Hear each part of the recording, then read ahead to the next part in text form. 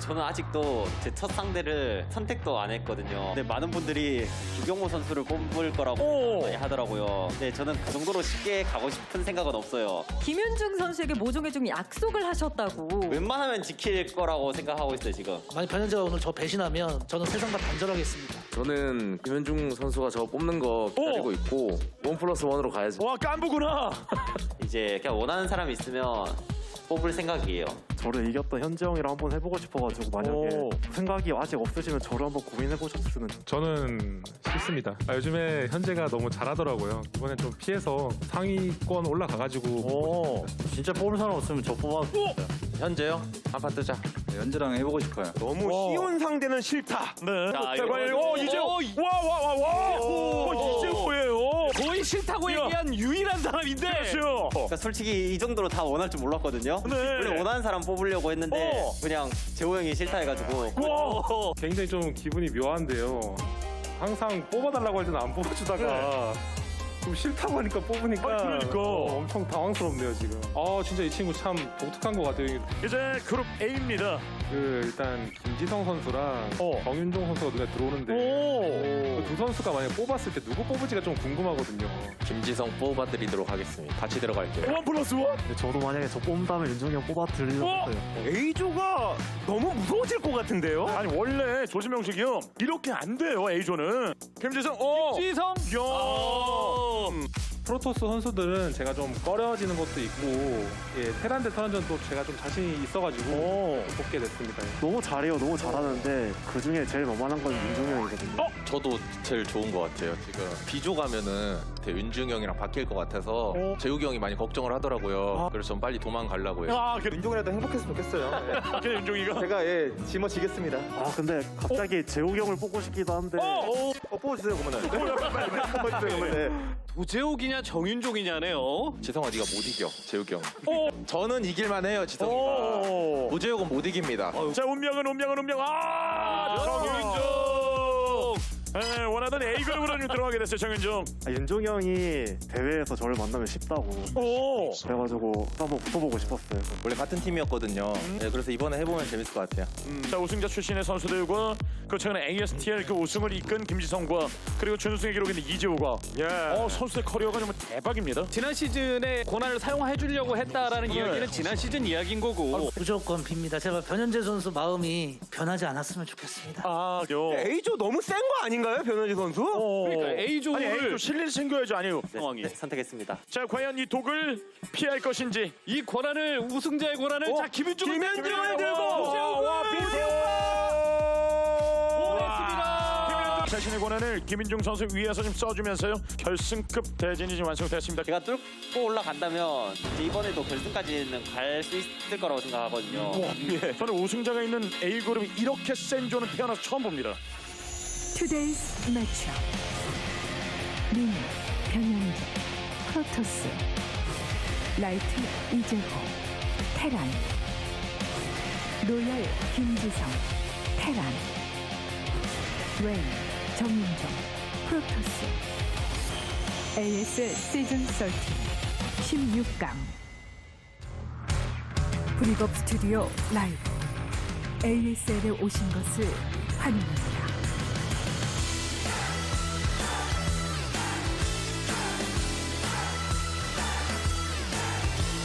나의 레벨은 다르다. 어나더 레벨 핫식스와 함께하는 ASL 시즌 13 16강 A조 경기로 인사드립니다. 안녕하세요. 유영경입니다. 지난주 조지명식을 통해서 A조부터 D조까지 16명의 선수들 16강 대진이 모두 완성됐습니다. 4개 조 모두에서 좀 재밌는 경기가 나오지 않을까 하는 생각이 드는데요. 오늘은 그중에서도 죽음의 조로 평가받고 있는 A조 경기가 여러분을 기다리고 있습니다. A조 경기에 나서는 4명의 선수와 경기 전 이야기 나눠보도록 하겠습니다. 선수들과 인사 나눠볼게요. 안녕하세요. 안녕하세요. 네, 먼저 탑시드 변현재 선수. 조지명식의 주인공이었었는데 본인의 탑시드권을 김윤중 선수를 위해 썼던 게 굉장히 큰 화제가 됐습니다. 그 선택에 지금 경기를 앞두고 있는 지금도 후회는 없으신 거죠? 네, 후회는 전혀 없고요. 이제 좀 16강부터 이제 재밌는 게임을 할 수 있어서 그냥 좋은 것 같아요. 지금 A조가 이재호 선수, 김지성 선수, 정윤종 선수로 꾸려졌는데 이렇게까지 좀 죽음의 조가 완성될 거라고 좀 생각을 하셨나요? 네, 처음에 잘하는 선수를 뽑으면 이제 뒤에 선수는 이제 5명 중에 이제 2명이 들어오는 거라서 잘하는 선수가 올 수밖에 없다고 생각을 했어요. 그래가지고 이제 처음에 이제 좀 잘하는 선수를 뽑았어요. 과연 이 변현재 선수가 이만큼 자신감을 보였던 시즌이 있나도 싶을 정도로 굉장히 자신감을 보이고 있는 시즌인데요. 김윤중 선수가 혹시 따로 감사의 인사를 전하거나 뭐 하진 않았나요? 뭐 올라가면 고맙다고 하겠죠. 형도 네. 구조에도 떨어질 확률이 많이 높거든요. 그래가지고 아직 뭐 고맙다는 말은 안 했는데 아마도 올라가면 조 잘 짜줘서 고맙다고 하지 않을까 싶어요. 네, 옆에 계신 이재호 선수, 변현재 선수의 선택을 받은 남자입니다. 그렇게 뽑아달라고 할 때는 한 번도 뽑아주지 않았던 시즌들의 조지명식이 눈에 선한데 이번 시즌은 뽑아주지 말라고 하니까 바로 뽑혔어요. 지금도 좀 어이가 없으시죠? 네, 지금 다시 영상을 봐도 좀 어이가 없는데 어떻게 보면 좀 영리한 것 같기도 하고 그렇게 자신 있을 땐 또 안 뽑고 자신 없다고 하니까 뽑는 거 봐서는 참 명확하다는 생각도 들기도 합니다. 그래도 또 상대 전적에서 이재호 선수가 좀 웃고 있는 만큼 오늘 첫 경기에 좀 자신이 있지 않을까 싶은 생각도 드는데요. 이상하게 요즘에는 좀 자신감이 없는데 경기는 또 많이 이기더라고요. 좀 이상해요 요즘에. 그래서 좀 많이 불안한 마음에 좀 준비를 많이 했는데 오늘 좀 좋은 결과 가지고 갔으면 좋겠습니다. 오늘도 경기장에 굉장히 빨리 도착을 하셨어요. 손도 좀 오래 푸셨는데 느낌은 좀 나쁘지 않은가요? 그냥 좀 괜찮은 것 같아요. 네, 다행입니다. 또 옆에 계신 김지성 선수와도 이야기를 나눠보겠습니다. 이번 시즌 또 자신감 하나면 빼놓을 수 없는 선수가 또 김지성 선수입니다. 네네. 또 ASTL 준 플레이오프부터 좀 이어져 오는 연승을 이어가고 싶다라는 이야기도 하셨는데 네네. 오늘 A조를 딱 보니까 연승 이어갈 수 있을 것 같나요? 아마도 2자릿수 연승까지는 찍을 수 있지 않을까 그렇게 생각해보고 있습니다. 옆에 계신 정윤종 선수와 첫 경기를 치르셔야 할 텐데 네. 정윤종 선수가 도발 아닌 도발을 좀 하셨어요. 오프에서 김지성을 만나면 좀 쉬울 수도 있다라는 뉘앙스로 이야기를 했는데 그만큼 첫 경기 좀 꼼꼼하게 준비를 해오셨을 것 같거든요. 네, 거의 1경기의 비중을 진짜 한 70-80% 거의 뒀고요. 그리고 근데 윤종이 형이 요새 온라인에서 하는 거 보니까 너무 잘하더라고요. 그래서 저 좀 더 꼼꼼히 준비해왔습니다. 네, 알겠습니다. 정윤종 선수와도 이야기를 나눠보겠습니다. 본인이 원하는 조에 일단 안착을 하는 데 성공했습니다. 경기에 대한 생각이 좀 마음 편하게 준비가 되셨나요? 네, 일단 A조여가지고 오히려 더 좋았던 것 같아요. 원래 매도 빨리 맞는 게 좋잖아요. 그래서 네, 좋았어요. 24강이 끝나고 나서 경기력을 올리는 데 좀 집중을 하겠다라고 인터뷰에서 말씀을 하셨어요. 또 그만큼의 좀 준비 시간이 있었는데 본인의 경기력 많이 올라온 것 같나요? 네, 연습 때 보면은 24강 때보다는 더 잘하는 것 같은데 잘 모르겠어요. 제가 잘하는 건지 좀 아직은 좀 더 해봐야 될 것 같아요. 오늘 경기를 통해서 좀 본인도 확인을 할 수 있지 않을까 하는 생각이 드는데요. 이번에는 또 팬분들이 이 네 분께 질문을 많이 남겨주셨습니다. 일단 가벼운 질문부터 시작을 해볼 텐데요. 역대급 난이도를 자랑하는 A조다라는 이야기들이 많습니다. 경기 전날 그만큼 좀 A조에 대한 좋은 꿈을 꾸셨는지 궁금해들 하시더라고요. 이재호 선수 어때요? 저는 원래 꿈을 안 꾸는 사람이라서 별다른 꿈은 안 꿨고요. 잘 자고 왔습니다. 정윤종 선수는 어때요? 16강 또 오랜만에 치르잖아요. 네. 무슨 꿈 꿨지? 까먹었네요. 꾸긴 꿨는데 네. 아마 좀 안 좋은 꿈이었던 것 같은데 원래 근데 경기 날 안 좋은 꿈 꾸면 이기더라고요. 그래요? 그래서 이길 것 같아요. 변현재 선수는요? 저도 거의 한 1년에 꿈을 몇 번 꾸질 않아서 어제도 안 꿨고요. 근데 좀 기분 나쁜 게 원래 좀 제가 경기장을 일찍 오거든요. 네. 근데 이제 버스 시간에 갑자기 배가 아파서 다음 버스를 타고 왔거든요. 타려던 버스를 놓치셨군요. 그래서 그 기분이 좀 안 좋아요. 조금은 불편한 기분으로 경기장에 오셨을 변현재 선수인데 김지성 선수는 조금 긴장하셨을까요? 아니요. 저는 그냥 어제 늦게까지 연습하고 그냥 뻗어가지고 그냥 푹 자고 왔어요. 저는 지금 되게 편한 상태예요. 편안한 상태다. 다음 질문은 조지명식 때 질문인데요. 변현재 선수가 김윤중 선수를 위해서 이 시드권을 썼던 거 굉장히 화제가 됐습니다. 변현재 선수를 제외한 나머지 세 분께 좀 질문을 드리고 싶은데 내가 변현재였다면 당시 어떤 선택을 했을까에 대한 궁금증이 있으신 것 같아요. 이재호 선수는 내가 변현재였다면 자리를 어떻게 바꿨을 텐데 라는 생각 해보신 적 있나요?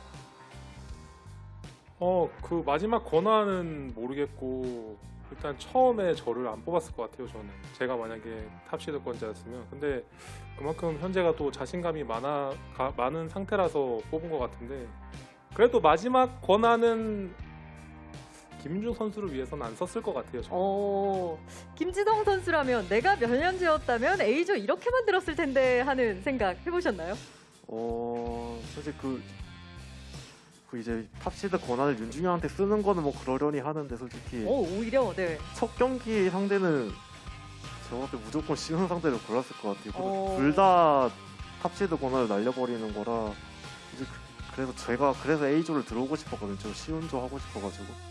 근데 저는 되게 의외였어요. 현지형 선택이. 어쨌든 이재호 선수는 안 골랐을 것 같다라는 대답인데요. 다음으로 남겨주신 질문을 좀 드려볼게요. 최근에 프로토스 선수들은 테란 선수들을 이기기 어렵다. 테란 선수들은 프로토스 선수들을 이기기 어렵다. 이야기를 하고 있어요. 이 부분에 대한 선수들의 생각이 좀 궁금해지더라고요. 정윤중 선수는 어떤 생각이신가요? 저는 근데 좀 제가 게임을 쉬다 와가지고 요새 다시 하는데 좀 트렌드가 살짝 바뀌었더라고요. 그래서 하는 걸 보면은 근데 제가 했을 때보다는 토스가 더 이기기 쉬운 것 같다고 저는 생각이 들거든요. 제가 한창 할 때는 하이템플러나 뭐 속셔나 이렇게 적극적으로 안 써 아비터 위주로 썼는데 그때는 테란이 잘하기만 하면은 프로토스가 저는 못 이긴다는 생각이 없어가지고 요즘은 근데 좀 변수들도 많고 프로토스가 컨으로 이득 볼 수 있는 이제 그런 게임들도 많아가지고 네. 예전보다 저는 토스가 더 이기기 쉬운 것 같아요. 비교를 하자면 옛날이랑 지금이랑. 이재호 선수 고개를 좀 끄덕끄덕하면서 동의하는 듯한 뉘앙스를 좀 풍기셨는데 같은 생각이신가요? 테란으로서? 100% 공감합니다. 100% 정윤종 선수 생각에 동의한다라고 이야기를 해주셨는데 A조를 구성하고 있는 선수들의 면면이 워낙 또 대단하기 때문에 좀 서로의 강점에 대해서 이야기를 해보면 좋을 것 같아요. 변현재 선수, 이재호 선수의 강점 뭐라고 생각하시나요? 일단은 단단함인 것 같아요. 테란이 이제 엄청 단단하게 하기가 힘들거든요. 종족이 이제 좀 수비적인 종족인데 그거를 이제 좀 잘 하기가 힘들어요. 근데 이제 좀 제일 잘하는 선수인 것 같고 좀 이제 좀 상황에 맞게 좀 자유자재로 많이 하는 선수인 것 같아요. 이재호 선수가 생각하는 변현재 선수의 강점 어떤 걸까요? 사람을 열받게 합니다. 열받게 해서 약간 이성적인 판단을 못하게 만드는 재주가 있어요. 진짜 좀 파괴하기 어려운 강점이 아닐까 싶어요. 변현재 선수의 오늘 좀 그 정도의 간파 해오실 자신 있으신가요, 이재호 선수? 솔직히 좀 쉽지 않을 거라는 생각이 드는데 준비 잘 해왔기 때문에 잘할 수 있을 것 같습니다. 네, 그럼 이번에는 김지성 선수에게 첫 경기 상대 정윤종 선수의 강점을 좀 들어볼까요? 저는 이제 게이머 생활할 때부터 윤종이 형을 옆에서 보면서 그랬죠. 게임을 해왔었는데 진짜 어떤 플레이를 하든 정말 밸런스 좋게 잘하는 것 같아요. 뭐 공격적인 플레이도 잘하고 수비적인 플레이도 잘하고 그런 것 같아요. 네. 정윤종 선수 끄덕끄덕하면서 김지성 선수의 대답을 들으셨는데 김지성 선수 요즘 정말 잘하잖아요. 정윤종 선수가 생각하는 김지성 선수의 최근 정말 두드러지고 있는 강점 어떤 걸까요? 일단 김지성 선수는 제가 옛날부터 오래전부터 같이 생활도 하고 해서 많이 봤는데 좀 스타의 진심인 것 같아요. 항상 좀 열심히 하고 항상 연구하고 이런 게 저는 강점인 것 같아요. 왜냐하면 조금 지성이도 왜냐면 프로게이머 한지 그래도 좀 오래돼가지고 좀 이제 저처럼 좀 나태해질 만한데 나태해지지 않더라고요. 아직도.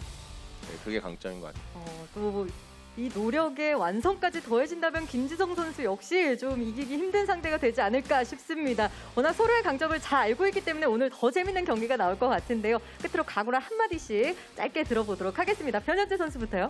일단은 좀 뭐 재밌는 조를 만든 만큼 이제 좋은 모습으로 이제 개막전 치를 수 있도록 하겠습니다. 네, 이재호 선수. 저도 16강 이렇게 힘든 조 하게 될 줄 몰랐는데 또 손바닥도 이제 마주쳐야지 소리가 나잖아요. 오늘 저도 같이 재밌는 게임 하고 가겠습니다. 기대하겠습니다. 네, 김지성 선수. 네, 저도 오늘 정말 쉽지 않을 거라고 생각하는데 오늘만 이겨낸다면 저도 인생 최고 커리어를 찍을 수 있을 거라고 생각하기 때문에 꼭 이겨내보도록 하겠습니다. 기대됩니다. 정윤정 선수. 예, 오랜만에 출전한 만큼 재밌는 경기 보여드리도록 하겠습니다.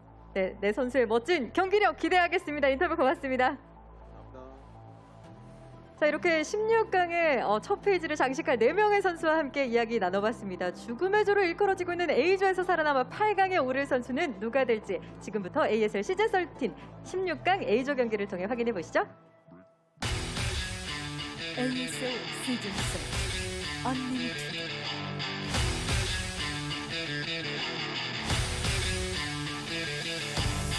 All right, we are finally here. Group A in the round of 16 has started. What's up, everybody? Tastosis and Tastosis are back, and dude, the groups that we have for this season are insane, man. Oh my God, yes they are. We have one group that really looks a lot weaker than the others, and we have 3 groups that are just disgusting, just nasty. I mean, you saw this interview just now with these 4 players, and it's like literally like the 2 best Protoss players that there are, like both champions, and then 2 of the top like 3 current Terrans. So what an absurd group. And then look at this. Group B is kind of the one I look at. I'm like, oh, LOL, okay. Yeah, Group B is good, but it's compared to the rest of them, I mean, Group B will probably be maybe our most predictable day, but I mean, Group C and D also completely nuts. Yeah, like Group B is a round of 24 group, and Groups A, C, and D are all like round of 8 players. It's that's how crazy it is. You look at all of them, you're like, yeah, no, all these guys can be round of 8, 100%. So we are going to have fireworks here tonight in Group A. I think it's one of the most absurd picks I've ever seen. Mini choosing Light. He gets the first pick, and there's a lot of people in there that you know that he can kill. And he chooses the strongest macro Terran. Tasteless. Tell me about this. It's I mean, definitely shows a bit of confidence. I'm always surprised when I see good players do this, just because I'm a believer in trying to game the brackets as best as you can by, and the group selection process as well. So it's interesting to see this level of confidence, but we've also seen confidence like this completely backfire, dude. I mean, this is a tough group, and maybe he loses his first series. Yeah. It is a real possibility. Like, Light is no pushover to anyone at any time, but Mini might just have like a read on his style and think, okay, he doesn't really do much tricky stuff. I can outdo him in the early game, but honestly, if I got picked first as Light, I'd be like, okay, he's clowning. Like, we gotta bring some special tech here today and knock him on his ass for that. Yeah, for sure. I'm really looking forward to. We have the possibility of a PvT super deep dive here today, just depending on how the results go as well.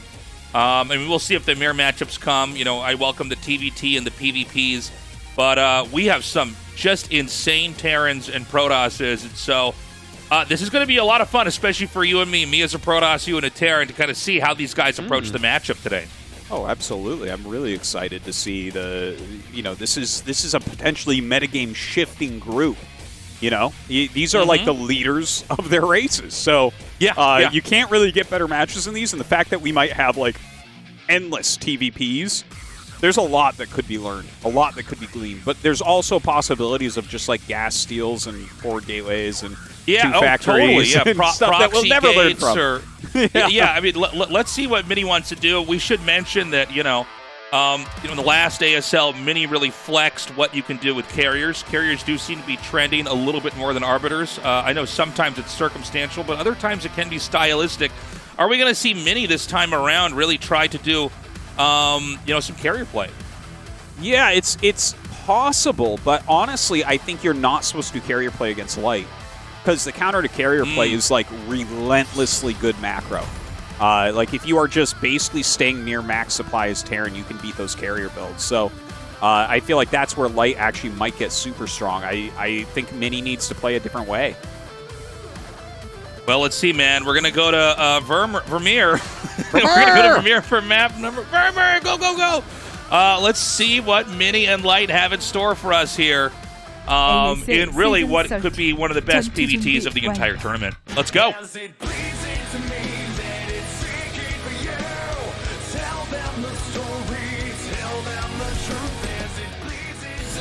범위에서 게임을 시작합니다.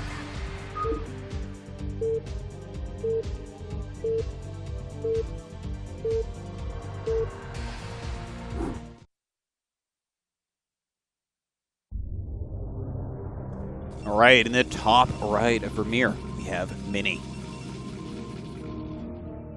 And in the bottom right, we have Light. So right now we have Mini as gray but red on the mini-map, and Light as red but gray on the mini-map. And this is actually going to break my brain if they don't change these colors. Do you see that, Tasteless? Yeah. Am I crazy? Oh, wait, no, I am crazy. Okay, never mind. Light is the top right, and Mini is the bottom right. Okay, I was like losing my mind. I'm like, I can't do this. Tasteless, this is one that's just you. Like, I can't be doing that. No, the box that's like really white, I think I was looking at. Anyways, all that aside, I want to tell you something that someone told me about this map, Vermeer. Yes, you know how the middle looks like an AMD logo? Okay, yeah, I see that. Apparently, AMD sponsored the making of this map. What? And yeah, the Really? legendary map maker Latias, who's made a lot of pro maps in the past, made this with input from one pro of each race to try to make it like the next Polypoid-esque map that's supposed to be like a very good 4-player map. Huh. Yeah, isn't that cool? That's cool. I had no idea, actually. Yeah, someone told me that the other day. I was like, oh, that's like a really cool thing to hear. Have some pro input and like trying to make these really solid 4-player maps. Because if you look at a map like Polypoid, I mean, you get so much play out of a map like that. Years of great games. And I hope Vermeer is the next one like that. Yeah, we've had a couple great maps. I mean, Neo Sylphid, I know it's not on the rotation now, but I thought was also one of the best maps that's been made to date. And I'm looking forward to kind of unpacking this map and seeing what it's got to offer. Oh, absolutely. We've had a few good games here so far, but just to talk about what we have going on here, Light is definitely going for a gasless expand, and he's going to scout Mini first. So this is best case scenario for Light, and the fact that Mini hasn't scouted and didn't make a Zealot, and Light's scouting him first, like this is the perfect scenario for Light, truly. Like this is everything you want all at once with this build. Yeah, this is kind of exciting to see that Light's going to be able to pull this opening off here. And Mini, you know, there's a lot of ways to play PvT. It's actually one of the matchups from the Protoss side where there's like a lot of different scouting timings that can work. But he's basically going for one where he doesn't scout at all. He may, in fact, scout just with the first Dragoon. And so he's trying to kind of power up, you know, in one of the, basically the most standard opening that there is in the matchup. He's going to do that, but get it out as quickly as possible by not having that scouting probe come right away. Yeah, and I mean, it's definitely a very economic build, but Light's more economic. So when you have two builds that are like kind of doing the same thing, and one guy's build does it better, that I would definitely put that down as a possible advantage here for Light. Obviously, like the follow-up techs are going to matter a lot for that, but Light is very likely to go into two factories and be able to put some pressure on against Mini. So the fact that he's also got an eBay block here, this is all very nice. I wonder, you know, from the Terrence perspective, Artosis, what could the Protoss do to try to punish this? He's going to scout it, I think, in about a second from now. Is there any kind of play that you think could put the Terran in trouble, or is the Terran overall just ahead and safe? Well, if you nail your timings, you're completely safe.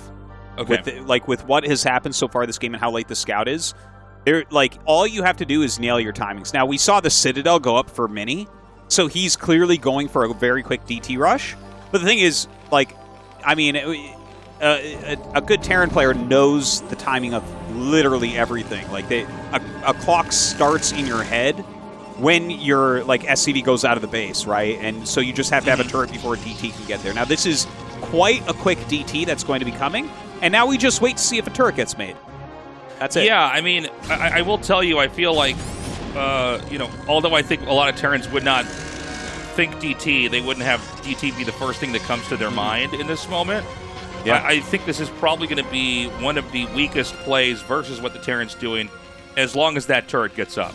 Yeah, and it should. And look at his timing of it. He started that before 4:30, so it's a perfectly timed engineering bay. And he even is putting more Marines in his bunker, which is exactly what you want as well. So, like, this is Like, truly, Light is going to be ahead here. And I'm just excited to see how he wants to take this lead that he's going to have once he blocks the DT and, you know, turns that into possibly a victory.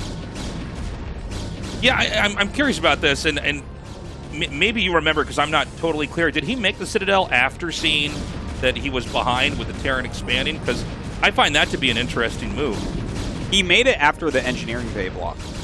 So I don't think he had actually seen the expansion at that point, because that came down before the Dragoon. So yeah, I'm not sure exactly. Like, he might have already had this pre-planned, or, you know, it might just be... Yeah, I'm not sure what it was, but he just saw that SCV pop out behind the bunker, and you know what a backwards SCV with minerals in his hands is doing behind the bunker. It's making a missile turret. Yeah, I mean, we'll see if he actually got vision of that. The DT might still come up anyways, but it just seems to me like maybe a DT drop would have been better, but I guess let's watch and see what Mini does when this isn't going to work, right? Oh, no, wait, maybe he wants to just run up and try to snipe the turret or draw attacks? Oh, that's not going to work. No way. Yeah, this is like just ladder vibes all around. You're kidding me. He's going to run up there, Joseph. Well. Oh my God. You know what? I guess. Oh, my God. Yeah, yeah. Oh, this is so funny. You know, I was just thinking to myself how it's pretty clear that Mini's a better player than Light, and I'm glad that he can show that here. I can't even believe he got in there. Yeah, that's a ladder game right there, Tasteless, is what that is. You are completely correct with that assessment. This is so funny. Okay, you know, he was basically at a disadvantage, tried to snipe the turret, realized it wasn't going to work, killed the tank, and then there was an opening where he could basically just run in. And, I mean, look, he got a lot of value. I think that was 3 tanks plus a few SCVs picked off, man. Yeah, no, the DTs did their job. There's no question about that. Like, that turned out to be all right, to kill that many SCVs, to force the extra turrets, the lost mining time, killing tanks. That's kind of brutal, because Light did, like, everything right, and then the DTs squeezed their way up that ramp. So, yeah, now we suddenly have, like, a lot of DTs on the map, and he's going 3 Nexus with, like, no detection.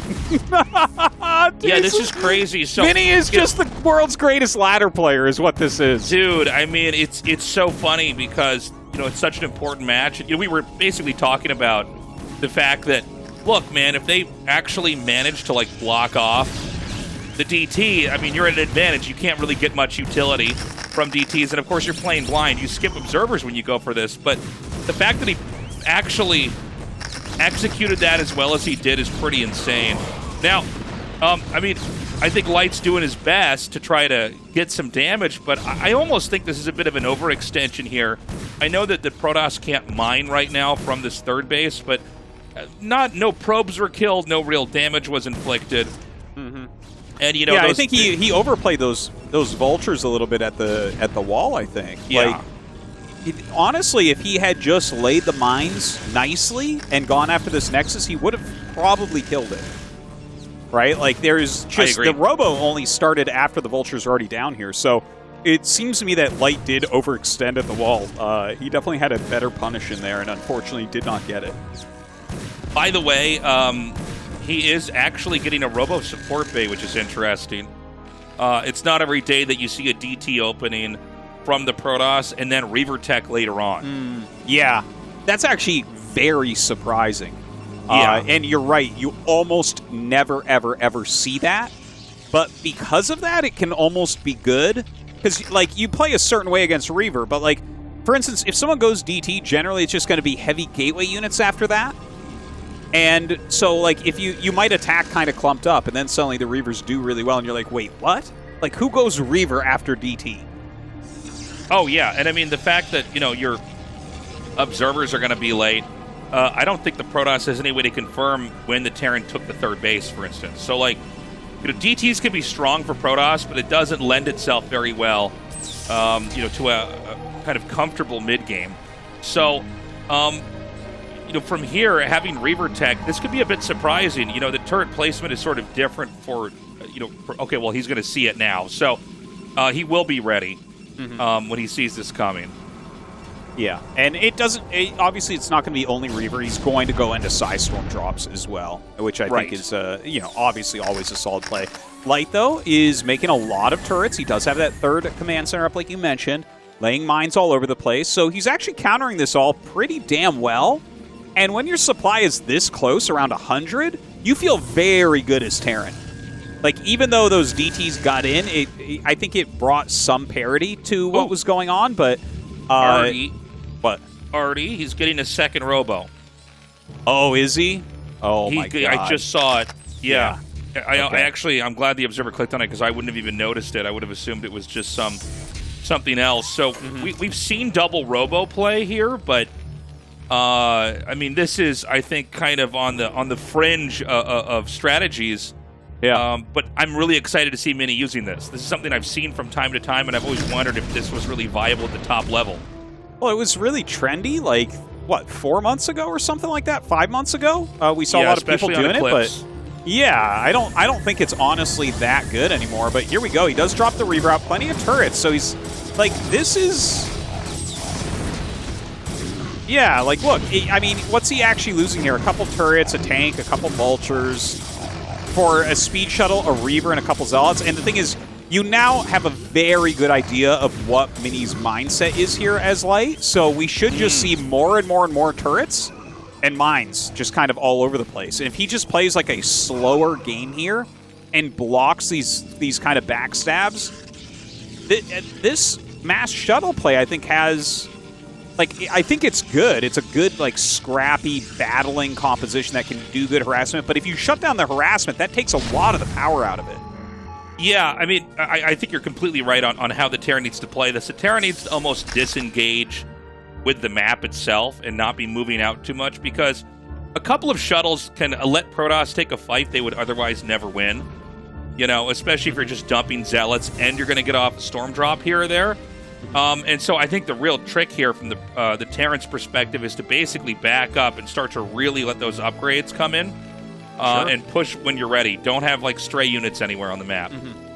Yeah. And, obviously lots of turrets. But I think it's not a bad idea by Mini the more I'm looking at the map. Like, look how big this map is, right? Yeah. It's a big 4-player map, but, like, when I say big, look at the center. Look how far everything is. Yes, it's 128 by 128, but a lot of maps are, like, squished together more. It's going to be hard for Light to move around. Now, look at this. Pulls back that one speed shuttle. Actually loses it. A great Psystorm at that natural. Whoa. Pretty insane Psystorm there. And drops some Zealots over here as well. And, you know, this is one way to kind of just hammer the Terran over and over, is to just start storm dropping, the SCVs, because one of the funny features about Terran versus Protoss is the Terran has so few bases, and so if you get an effective storm drop off, you're oftentimes killing a third or a fourth of all of their workers, right? Yeah. And, I mean, that can be a real big problem. It takes a long time to remake those as well. And once you start losing SCVs, the storm drops become even more valuable. Right. Because, you know, you've already done the economic damage, and to add anything on top of that is absolutely brutal. So... yeah, I think with that, Mini has to be feeling pretty good, but Light has decided now to move out. This is where it's going to be really important for Mini to bust this push. He just sacrificed a lot of his units, a lot of his tech to do that damage. Now, can he hold on against Light's full army? He's going to send one DT there, see if he can, maybe force a scan at here, maybe get a free kill on a tank. There is a vessel. And I got to say, this push from Terran is looking pretty fearsome, but you know, if the shuttles can get in the right spot, it's not exactly like there's that many vultures, right? So, if you can get into a good position with the Reavers and the Zealots, you can absolutely punish a Terran player. Yeah, he's coming around the side there. More vultures are coming down right now. Goes forward with those vultures to pick off the High Templar. Kills off most of the Zealots there as well. But look at this. I love this move. A mine does hit those Reavers, but they are slowing down the reinforcements quite a bit on that center high ground. Oh my god! That mine hit was insane. Mini is using absolutely every trick in the Protoss book right now, and he does have a lot of supply. But don't forget, the army supply of Light is very high. His SCV count is really, really low right now. So even though it says 144 against 184, their army supplies are probably about the same. Yeah, this is very true. The problem right now for the Protoss is that if they can't break this position, they'll probably lose the game because this is where all the gateways are. So he's going to try to get to sandwich this over here. One excellent D-Matrix over here on that tank is eventually picked off here. Really, this is becoming the climax of this game. Great Zealot drops here. Again, there's been no repair on any of these tanks, so any damage they take is basically permanent. Yeah, he has no Goliath there either. He is sending down more reinforcements. He's killed off most of the army here. Re-sieging up, but losing that many tanks, it's really hard to keep this push going. Yeah, he's got a Reaver here as well. A couple good Reaver shots could really change the way this game is going here, and he's doing a good job continuing to micro that. Excellent connections over here onto those tanks. There's some mines here in the back. A drop could... Okay, he does manage to kill off the Reaver there. I was going to say a drop could have been huge there, and it looks to me like Mini's actually survived this. Huge play. Really, I mean... Very well done from Mini here. You know, we started out with Light getting a big advantage with build orders, and Mini has just kind of forced damage onto Light throughout the game via, running DTs by, running speed shuttles by as well. He whittles down that one big attack from Light. But here's the thing about Light. I mean, he does not relent. Right? Like, even if you kill all those units, he has more units. He has expanded again during all of this, despite all that micro. And now his Vultures may be going to shut down this 5th base in the bottom left. And Protoss on 4 base is not that scary against Terran, especially when you get your own 4th up. It's interesting to see Mini go for what is basically like the third style of PvT. You know, the most common one we see is Arbiter Tech, right? And then the other one is Carrier Tech, but there is the just kind of Speed Shuttle Storm style. And it's not to say that you don't see Storm with Arbiters or Carriers, because you do, but to kind of lean into this, like you said, scrappy, kind of a brawler tech early on and make it work for Light is very exciting. But this game is far from over. I mean, Light failed at the killing blow here for Mini, and Mini is sort of free to move on the map. But Light's on 4 bases, and Mini is really in a very defensive position right now. Yeah, Mini does need to get that 5th base in the bottom left corner up and mining, and then be able to get some more base as well. Looks like he just shuttles over the probes. Another great use of these speed shuttles. But yeah, this has gotten more trendy lately. Mini is doing it a bit different than most of the players. Like, a lot of people are using lots of speed shuttles and high templars right now for this kind of brawling comp. But like, he's gone 2 Robo, which is giving him more observers. It's giving him a bunch of Reavers as well, which is not as popular, right? Like, one fully loaded Reaver costs the same. It costs a lot, man. Like, 275, 100, right? It's pretty expensive, and they can blow up very quickly. You know, it's a funny thing, though. I mean, I guess this kind of comp makes a lot of sense if you have, like, your 3rd base is a mineral only. You know what I mean? Where, like, the income would complement this type of pairing. But I think the idea is really strong, is that you're kind of ignoring the upgrades because 2 shots from a Reaver is always going to kill whatever Terran has, and 1 Psystorm is always going to kill whatever the Terran has. And when you see big drops like this, I mean, for instance, just targeting the depots like he's doing right here, that's going to kill 4 depots. That is going to immediately supply block him.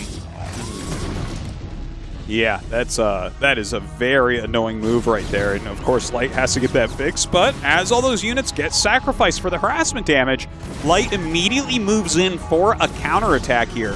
And it looks like Mini's going to go across the map, but is he going to be able to actually break anything? This is not that big an army he's countering with. Well, I don't see any tanks over there, so I think he'll eventually be able to break it down. Here comes this big push. Now, there's pretty much only Templars here, so he needs to actually get these Psystorms off. Normally, you want to have something drawing the attack over there, and he does break that position. Jesus, I feel like I'm watching one of your Protoss vs. Zerg games right now where Mini only has High Templars. There's like, I've seen 15 High Templars and like 3 Zealots on the map. Yeah, it's rough, man. It's a lot of gas he's like just put in there, and you need to have like some kind of core units with this. The thing is, every Psystorm that it hits is basically permanent damage because Terran can't repair. Oh, dude, look at that. How did that happen? What? What? Wait, oh man, I almost want to go back to that. How Yeah, are the probes are all stuck below the- behind. He must have had like a building that was blocking where they were popping out the back. That's terrible, though. That By might the way, have to be fixed on the map. I don't know. One of the cool things about this style of play from Mini is that, like, you can kind of take on these little break-off armies that are going to hit these other locations. Now, in this case, Light is still doing a good job, but it is kind of cool to see this style of play used here by Mini so effectively. Yeah, he's definitely doing a good job. But I got to say, like, the thing that impresses me most about Light, look at the mini-map. Every time he's doing these big attacks, he's taking another base as well. Like, he has the top left natural mining right now. Just like he's, you know, he's retaking this base, he's attacking and killing bases of Mini as well. And this is just one of the things that a player of this caliber can pull off with Terran that's so impressive. Like, he is just swarming right now. Mini's putting up a pretty good fight, but it does seem like Mini has constantly been on the verge of death in this game. You know what I mean? Like, he's barely surviving here. And I think that's in part because he basically lost control of the map after the first push. And he's doing these pretty cool counterattacks to the mineral only, but in the meanwhile, Light's basically expanded and taken the rest of the map. So this, even though this spot is an important one for Light, it's less important than the other spots that we have on the map here. Well, another big bomb drop here with a lot of Psy Storms going down at very high Templar count, killing off quite a few siege tanks, but the counter here from Light, he just has, his army has more muscle. It doesn't have the spells, but he's able to go and actually kill buildings, whereas Mini is having a harder time of that. I have a quick question here. Do you know, how does Psystorm interact with like a tank that has Disruption Web on it? Does it still take the same amount of damage? No, yeah. D-Matrix blocks spell damage. Like, you can, like, if you even D-Matrix something that's irradiated, it barely takes any damage. D-Matrix, like, kind of solves all those problems. It's actually a good counter against Storm. Okay, interesting. Yeah, I was wondering about that because, you know, it does happen, and it hasn't happened enough that, like, I feel like it's obvious. But, yeah, that's a funny point because it does seem like they really aren't able to do much of anything versus these D-Matrix units. I think we're almost to the end here, by the way. I think that Light has pretty much cleaned up all of the Protoss bases on the map. The last one is going to be this bottom left one, and this final counterattack coming in here is not going to do very much. I mean, we're just seeing the Terrans shut this down, and I mean, there's really nothing left for Mini to do in this game. He has no bases that are functional whatsoever. Yeah. He's trying to get a bit more damage done here, but not going to work out well for him. I got to say, this has been a monstrous game from Light. Like, he really showed his macro skills here. Second to none. Absolutely second to none. And suddenly, Mini must be regretting that first pick of the strongest macro Terran. It was one of the odder PVTs that we've casted, to be honest. It was a weird opening where he went DT, and that actually got in, so it kind of worked, even though it on paper shouldn't have. And then he went for that kind of very off-brand PVT style that we see that's been experimented with, and I think we're going to see this get refined in the next couple of years, but double Robo, Reaver Storm drop, so no Arbiters, no Carriers.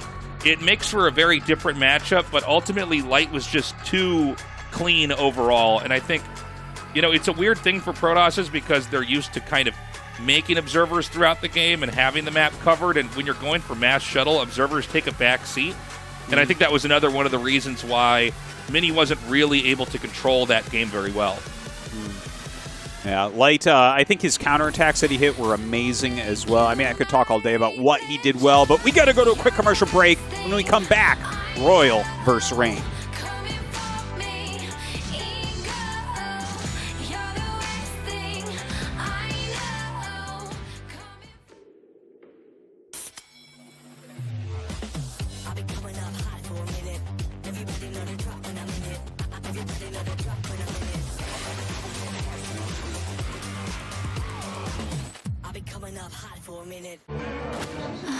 힘들어도 어려워도 이렇게 멈추면 내가 아니지. 오늘이 뭐야? 새로운 날을 만든다. 나의 레벨은 다르다. 어너더 레벨 핫6. 어려워도 이렇게 멈추면 내가 아니지. 오늘이 모여 새로운 날을 만든다. 나의 레벨은 다르다. 어나더 레벨 타식스. 아침은 라떼, 홀리 점심은 라떼, 홀리 저녁엔 라떼, 홀리 풍부하게 달콤하게 라떼 홀리. 달달한 충전이 필요할 땐 칸타타 라떼 홀리.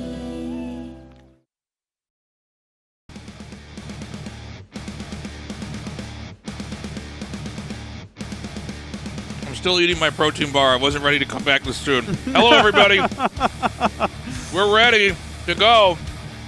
Yes. Gonna have a few more bites, Tastosis. Do you want to talk? Yeah, I do want to talk. That was an amazing game. Like, I'm so impressed with Light's macro and multitasking throughout. He just looked like such a beast. Honestly, after watching that, I'm pretty certain that he's going to win this group. How did this happen? Yeah, let's see that. Oh, okay, so the probes actually blocked where they were going to pop out here. Right? And then they all started popping out the back. That's funny. They should just take out that skeleton, though. That's silly. That's a silly thing to have happen. You don't think that skeleton should be there to make the map look kind of, you know, like, damn, this is a scary place. Like, yeah. Here, you know? It's like, whoa. I think you're wrong.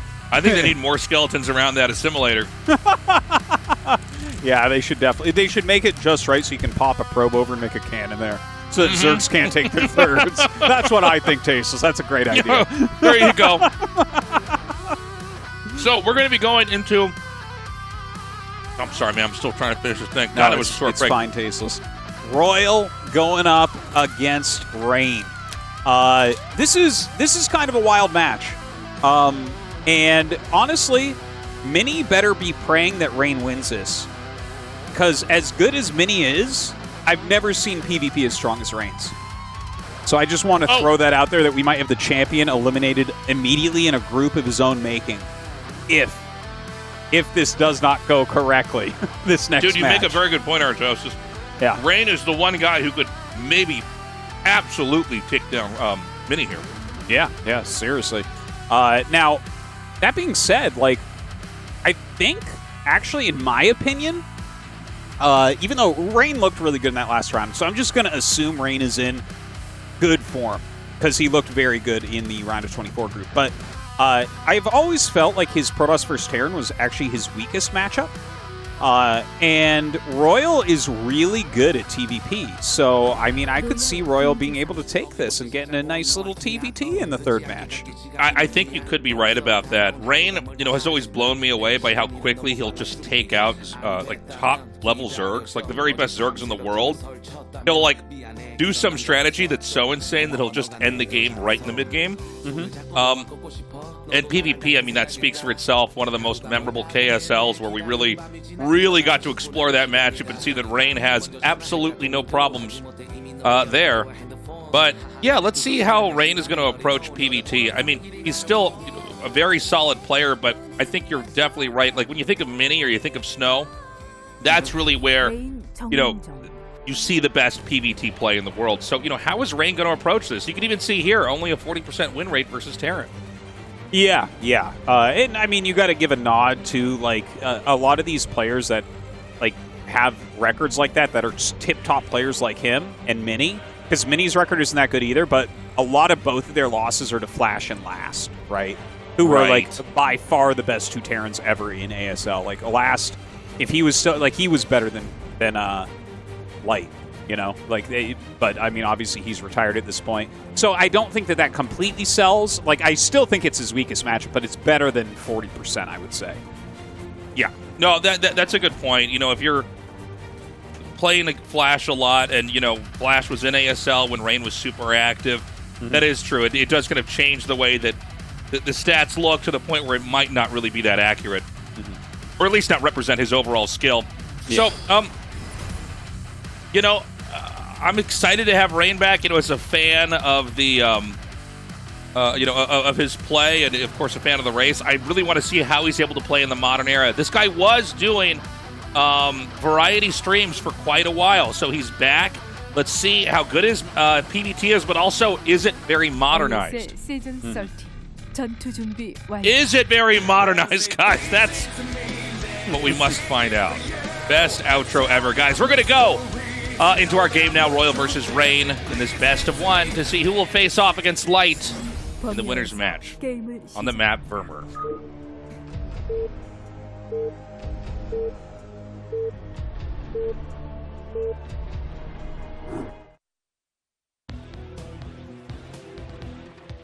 All right. In the bottom left, we have Royal.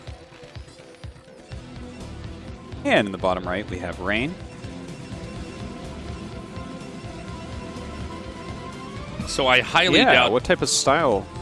Oh, sorry. Go ahead, Artosis. I was just kind of going back to what you were saying. I'm not exactly sure what style he's going to bring to us here. I would guess that we're going to see out of him a speed shuttle style. Like it's just very trendy right now in the matchup, and it seems like something that he would be good with as well. Yeah, let's find out. I definitely don't think we're going to have that DT opener that we saw Mini go for. Keep in mind, by the way, because it might be confusing to some people when they see the DT opener, like, well, what is the idea there? Doesn't Terran just get a turret? Some Terrans cut corners to have very strong pushes. And a fast DT basically forces the Terran to to play in a way that respects the potential of the Protoss. Now, in that game, it was weird because Light had the counter on paper, which is that he had a turret there, and then the DTs killed the tank and ran it anyways, which is kind of crazy, but yeah. Yeah, it's a little bit surprising as well that Light let it by. This is something I've been mentioning as we watch the pro gamers, the very best pros in the entire world, get cheesed. Because we saw it someone on clips in the round of 24, and I mentioned it there as well, where it's like, oh, he let the Zalts by the bunker. Like, you can tell he doesn't ladder much, because that happens. Like, if you're a Terran on the ladder, and you play 10 games in a given day, you have Zalts running by your bunker on Eclipse at least twice. So yeah. It's similar to this. It's like if they bring DTs up and they actually run in, they are going to try to get up the ramp. So it's like you do need to block that. But yeah, it's kind of funny to see, because I think honestly, like a lot of the top pros, they just kind of play with each other because they're too good for the ladder. But then some of this silliness can get them too. Yeah, it's a funny thing that is, I think, specifically an issue with StarCraft 1 pros and not StarCraft 2 pros is like, in StarCraft 2, everybody kind of just laddered, right? Because StarCraft 2 came with a built-in automated ladder system, which, by the way, coming from StarCraft 1, when StarCraft 2 came out, I'm like, oh, thank you. Yeah. This is all I wanted, was to just be able to queue up with somebody who's roughly at my level. But a lot of these StarCraft 1 pro gamers basically...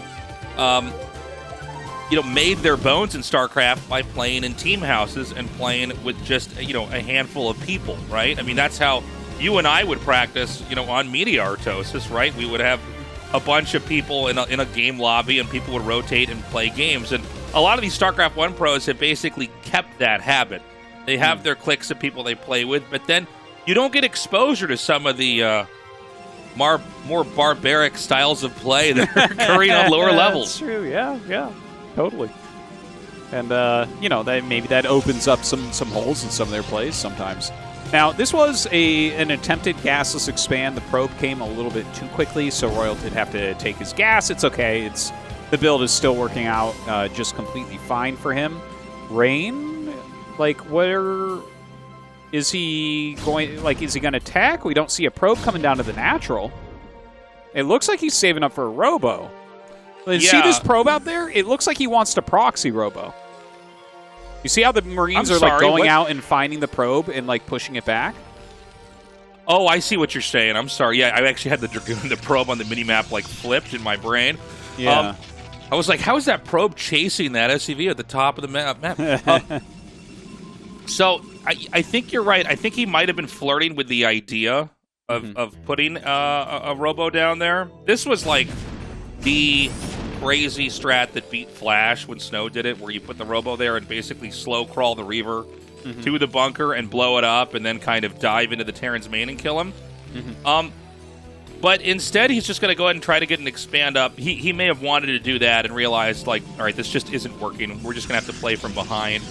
Now, I do want to point out kind of an interesting trend is that in a lot of pro games, we're not seeing Nexus first as much as we did, I think, last year. It's still very common online, but it does seem like at a higher levels, Protoss have decided to play in a way that seems to say, like, I want to actually get into a more normal game. I don't know why that is, but, you know, yeah, there was it's a bit weird because Mini's victory last season, like, he went Nexus first like 3 times or 4 times out of 7 games. Yeah, it that's was right, like yeah. a lot last season, and yeah, I guess we've seen a bit less of it so far here. And I just want to point that out. I mean, we're going to have a lot of PvTs today, right? So, like, let's just see if this continues to be a trend, or if we see a Nexus first, maybe Terrans have some kind of new response to it. I just want to put it out there. We're seeing all around a lot of people kind of going for your standard gateway openings with modest expands into Robo, kind of like we're seeing Rain do right now. Yeah, and he's trying to put some pressure on, getting ready to take that third base. Royal's doing like a very macro-esque build. He already went for the Academy to give himself more intel. And here he's also gone for an armory as he tries some micro here, but that was like really silly for him to even try that. I'm kind of shocked. When there's 4 goons, you can't do that. You know? Yeah, I was like you just sit back and wait for siege because they will kill it.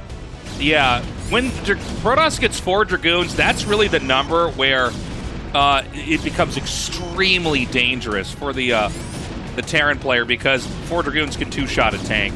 And so he's going to run in here. Now, he killed the tank. He's going to try to kill as many SCVs as he can, which is not a bad idea either. And he also gets to scout here. He'll confirm that there's an armory coming. And, you know, I wasn't sure if he was going to run in right away or not. Is it always worth it for the Protoss to just run in the Terran's main at that moment? In this case, I think it was really good for Rain. And overall, yeah, I think it was pretty good. If there's 2 factories in there, it's going to be a lot weaker move because you're going to lose all 4 goons. You're going to lose them quicker, and there's potential of a counterattack. In this particular case, he gets up there and sees, like, an armory. So he's basically invincible, even though all that happened, right? So I think it was very good for Rain here, what he just did. And again, a little bit surprised that Royal was trying to micro 1 tank against 4 goons. Like, when it's 3, yeah, okay, you can do that. But yeah, as soon as that 4th goon gets there, man, it's like code red. Like, get out, hide. Hey, what was canceled there? What? You see the rubble? Oh, no, the player? I didn't actually. Oh, okay. Well, there was in the Terran's main. There was some rubble, so it looked like he was making something and then switched. Yeah, there it is. See that? Oh, that would have been in engineering bay. Okay. Yeah. So it probably what happened was he scanned, because you want to start your engineering bay as you're scanning, basically, like as the comm sets are finishing is the normal time, because if you scan and find that you need it, like, and then you start it after the scan, you'll actually die to things like DTs. So a lot of times what happens is you start the eBay, you scan, you realize you don't need it, you just cancel, and you build it later. Okay. You get your factories, then you build it. Very cool bit of information there. So, Rain is going for a delayed Reaver, and, we may see a second shuttle thrown in here. This is, one of the techniques that Protoss use to try to engage the Terran in games where oftentimes they can't really engage them. But we have a big gateway explosion here. Rain is really getting into his macro phase. I'm curious if we're going to have a second Robo. I think probably not. I think that's going to be just Mini doing that. But let's keep that idea open here and see if it's a possibility. Nice snipe there on the Observer.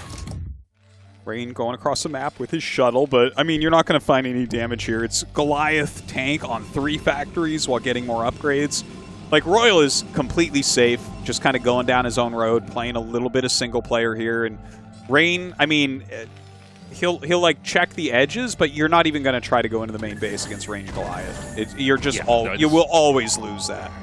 Yeah, it's never worth it in a situation like this. There is the 3rd command center, and by the way, Royal playing a very safe TVP here. He's not expanding too quickly. He's not really leaving himself open in any way. That 3rd base is going to be, a little bit later, but it's not a bad thing. And he's going to be really trying to invest. Sorry, go ahead. I was just going to say, like, in the current metagame, that's like when you're seeing a lot of 3rd command centers now is just after the 3rd factory.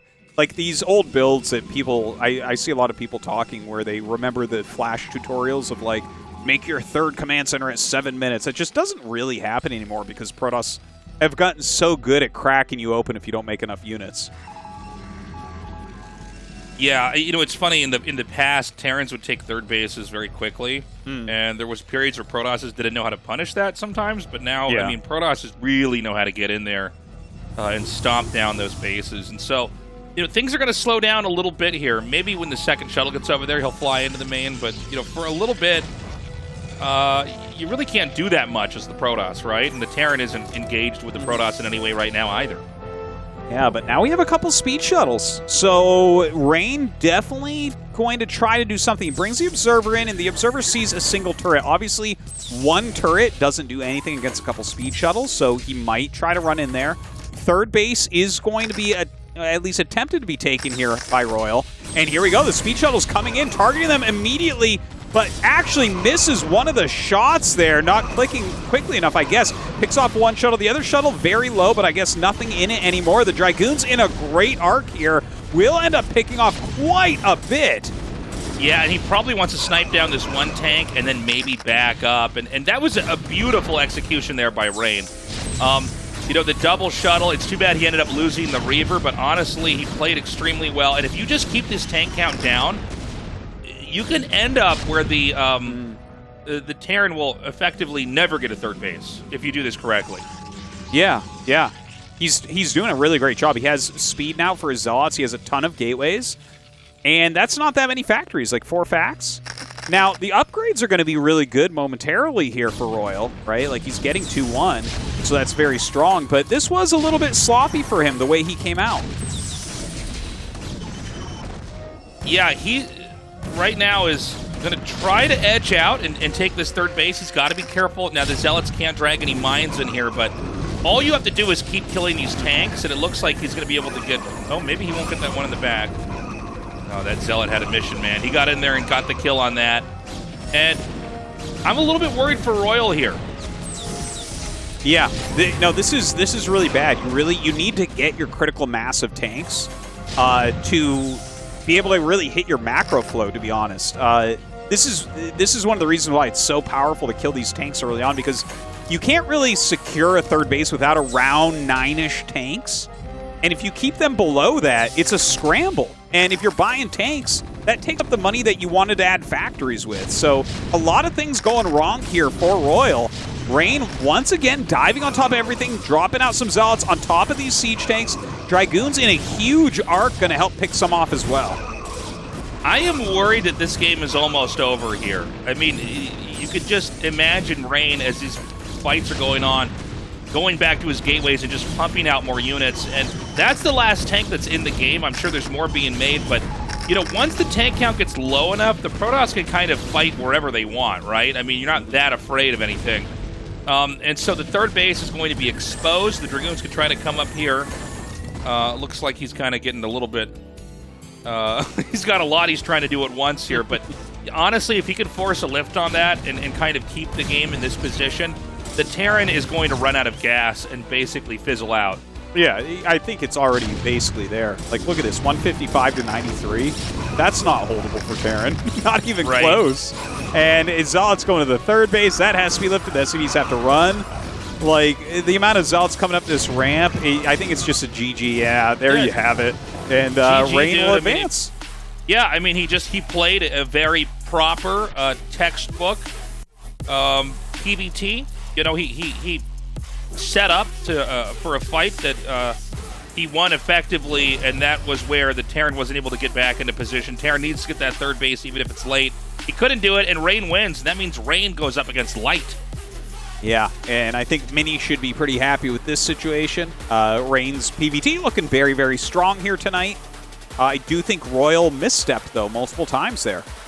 If he could have done something differently, what would you say? Well, I mean, even from the very first tank, what are you doing? This is Terran 101. Like, even at B rank, they're going to pick off that tank. Like, it's just, you should never be fighting 4 goons with a single siege tank. And then the way he moved out against the second group, he didn't really have intel on exactly what was there. It feels like he wasn't crossing all his T's and dotting all his I's. Yeah, that was a big punish there by Rain. And honestly, Rain just looks very solid. Nothing fancy there, but it wasn't needed. Coming up next, though, Light versus Rain, to see who will be the first player to advance to the round of 8, guys. Short break. We'll be right back.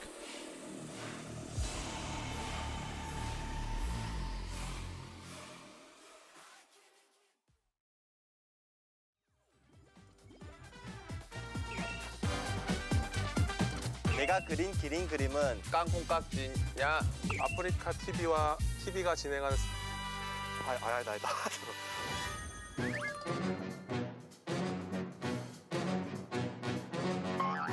이건 어떻게 해야 돼요? 내가 그린 기린 그림은 목이 긴 못하겠는데요? 시작하면 되네. 둘의 콩깍지는 깐 콩깍지냐? 안 깐 콩깍지냐? 깐 콩깍지면 어떻고 안 깐 콩깍지면 어떠냐? 아프리카 TV가 진행하는 스타크래프트 리그 ASL 시즌 13이 많은 관심을 받으며 진행 중입니다.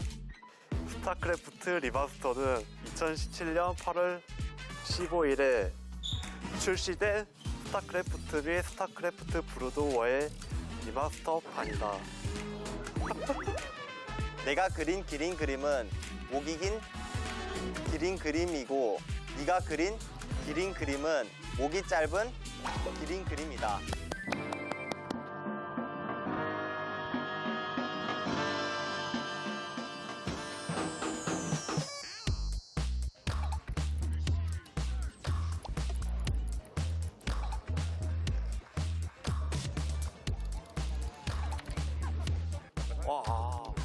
단축키를 모르겠어. 한 번밖에 못해? 잠깐만. 잠깐만.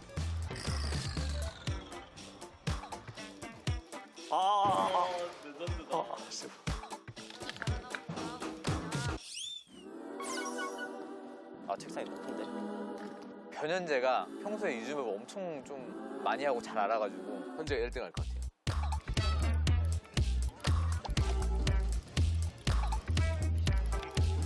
8, 7, 6, 3, 2, 5. 그럼 26단계예요? 26단계인데? 아이고. 조졌다, 씨. 뭐야, 이거? 이거 볼 필요도 없어. 그냥 가자. 아니, 섞였어, 갑자기. 빨리. 몇 탄이야, 지금?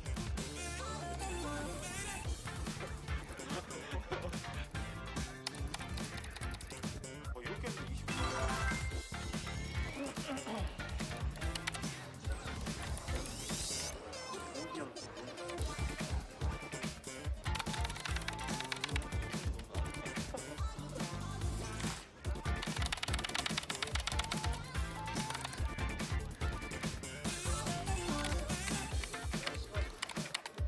와, 씨, 어려운데?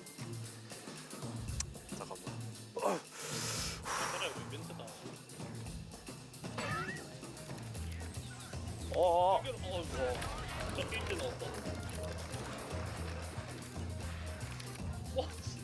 거세요.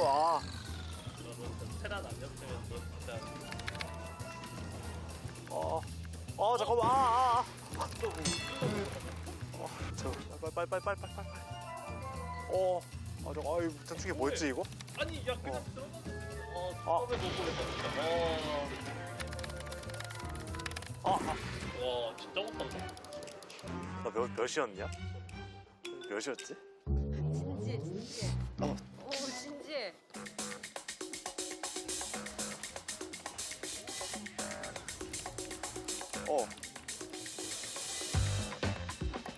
빨라. 이렇게 진지하게 하다니. 10초. 깼네, 이거 끝났네.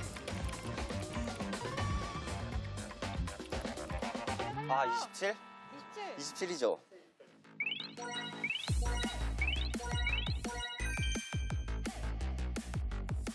이런 게임 처음 해봤는데 더 잘할 수 있었던 것 같은데 조금 아쉽고요. 저는 제가 진짜 못했다고 생각하는데 저보다 못한 사람들은 좀 반성해야 되지 않나. 일단은 저는 좀 소소한 미니게임 같은 걸 좋아해가지고 잘 했던 것 같아요. 굳이 큰 욕심은 없고요. 일단 8강 가게 되면 또 조금씩 또 올릴 것 같아요, 목표. 좀 오랜만에 16강 올라왔는데 실망시키지 않는 경기력 보여드리도록 하겠습니다. 지난 시즌과는 달리 정말 높은 곳을 바라보고 있기 때문에 요새 기대하시는 분들 많은 좋은 모습 꼭 보여드리도록 하겠습니다. 우승까지는 꼭 갈 수 있도록 열심히 하겠습니다.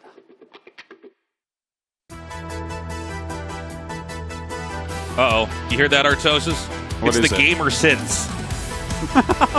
The gamer synths are playing, and that means we must be in the winner's match of Group A. That's always what it means. That's what happens when you hear gamer synth music playing. Someone's going to advance first to the round of 8, dude, and I think we could be happy with either of these guys. The question I'm asking myself is Rain actually in good enough shape to beat Light, who is basically the best Terran we have in our tournament? Yeah. No, Light is pretty outstanding. And watching that game against Mini, he played it so well. He was so rock solid. There weren't really holes. And even the holes that were found, he just macroed right out of them.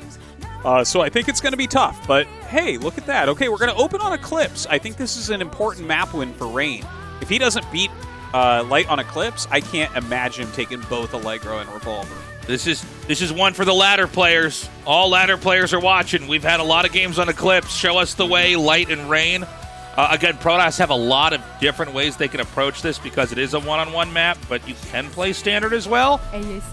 Yeah, let's do this, guys. Game 1 is ready.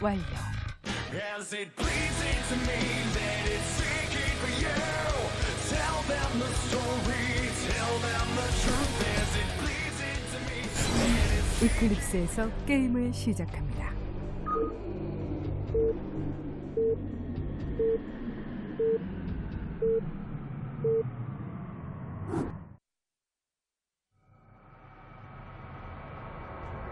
Alright, so we have Light in the top right.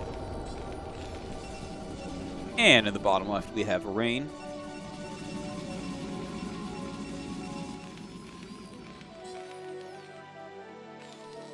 Alright. Let's see when Rain sends a probe. That's kind of the important thing. Protoss really dictates early game on this map, so... Yeah, I mean, you could proxy. Doesn't look like it's going to be a proxy, by the way, this time, because there's no probe on the map yet. Gas Steel is, of course, available. You know, you can go Nexus first, or you can just go one base into Nexus later. You know, it really forces the Terran to kind of have this insane amount of understanding of all the possible variations of the game. Yeah. And so this looks like it's going to be a gateway on low ground build. This is actually one of the oldest builds in the game. If you go back like all the way to, I think, even like ladder reports, if you... is that what it's called? Ladder reports? Battle.net reports? Battle reports, thank you. You can look up the oldest StarCraft games that were documented, and this is before replays, so some guy would like use print screen to take pictures and then kind of write an essay, and I think you could even find this strat there. And basically, it's the idea is like the gateway goes on the low ground, the Zealot gets there a little bit quicker. Oh, it's just going to be Nexus first, actually, and then gateway on low ground. Oh, it might be.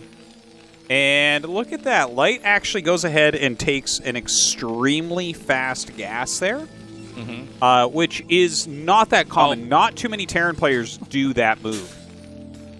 I'm sorry, everybody. It's not gateway on low ground. I went on this whole tangent. I was so confident. A lot of times, if you see the pylon there, they do put the gateway on the low ground, but Rain does not. Rain makes the gateway in his main and takes his gas. Well, I think it's because he didn't get the gas steal that he's actually altering his play, honestly. I think you were probably right that it was very likely something like Nexus, and maybe he utilizes that for like a cannon if he needs to or something. But yeah, I think he wasn't expecting for Light to grab his gas real quick, because you have to basically cancel an SCV. And if you're doing that and they have a gateway like in your natural, you're in actually a lot of trouble. Because you're putting yourself a little bit behind, and like, you know, you can't even get your factory all that quickly. But here, I mean, that's a very quick factory right there, like a 228 factory that's really, really fast. And there is no proxy gate. So, Light in good shape right now. Yeah, he is going to be pretty comfortable. I'm kind of curious about how Light wants to approach this situation, because the gas was taken a little bit uncomfortably early, but, you know, what's the ebb and flow going to be like from here? Now, there is a Zealot that... Oh, the Zealot doesn't block. We only missed it on the bottom left, but the SCV gets inside the main, which is pretty big. because there are builds you can do as Protoss, or at least you could generate the threat of, like, let's say immediate DT on ground. You know what I'm saying? But the SV gets in there, so he's going to see that things are pretty normal. Yeah, he has full intel on exactly what's going on, and like the Zealots are not even that quick, so he's going to have enough Marines that he's literally doesn't need to do anything. He can do whatever he wants. Light I'm like looking 0 for 2 like in he's this, in great shape. I'm like 0 for 2 in this cast so far. I've like casted 2 things that haven't actually happened yet to get into this game. I'm casting a different reality. Next, I'm going to talk about a map that's not at play here. So Protoss takes the Nexus pretty quickly, and it looks like Terran will be setting up for the same.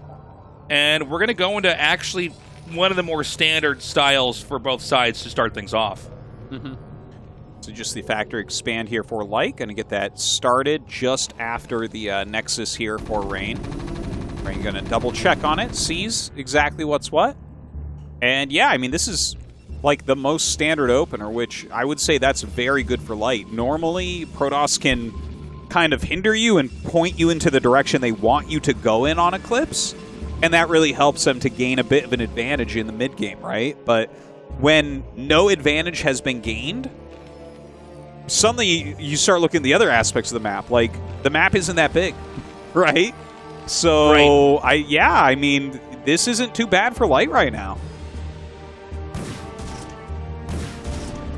So, there was actually a robo made, and I think Dragoon Range has only just now started. Yeah, so there were a couple things that were ordered slightly differently, and he's actually going into an Observer right away. So this is kind of cool. I mean, if you don't see Dragoon Range right away as the Terran, you might be suspecting DTs or suspecting maybe a Reaver. But the fact that he's going to just come in here for an Obs right away is also kind of cool. Also, a speed opener from Light is really nifty. You don't see that all that often, but it is a great build to mix in. But Rain's Zealot kind of blocked the Vultures just enough. If those Vultures had gotten up the ramp, we would have been very close to GG right now. Because they would have killed so many a million probes.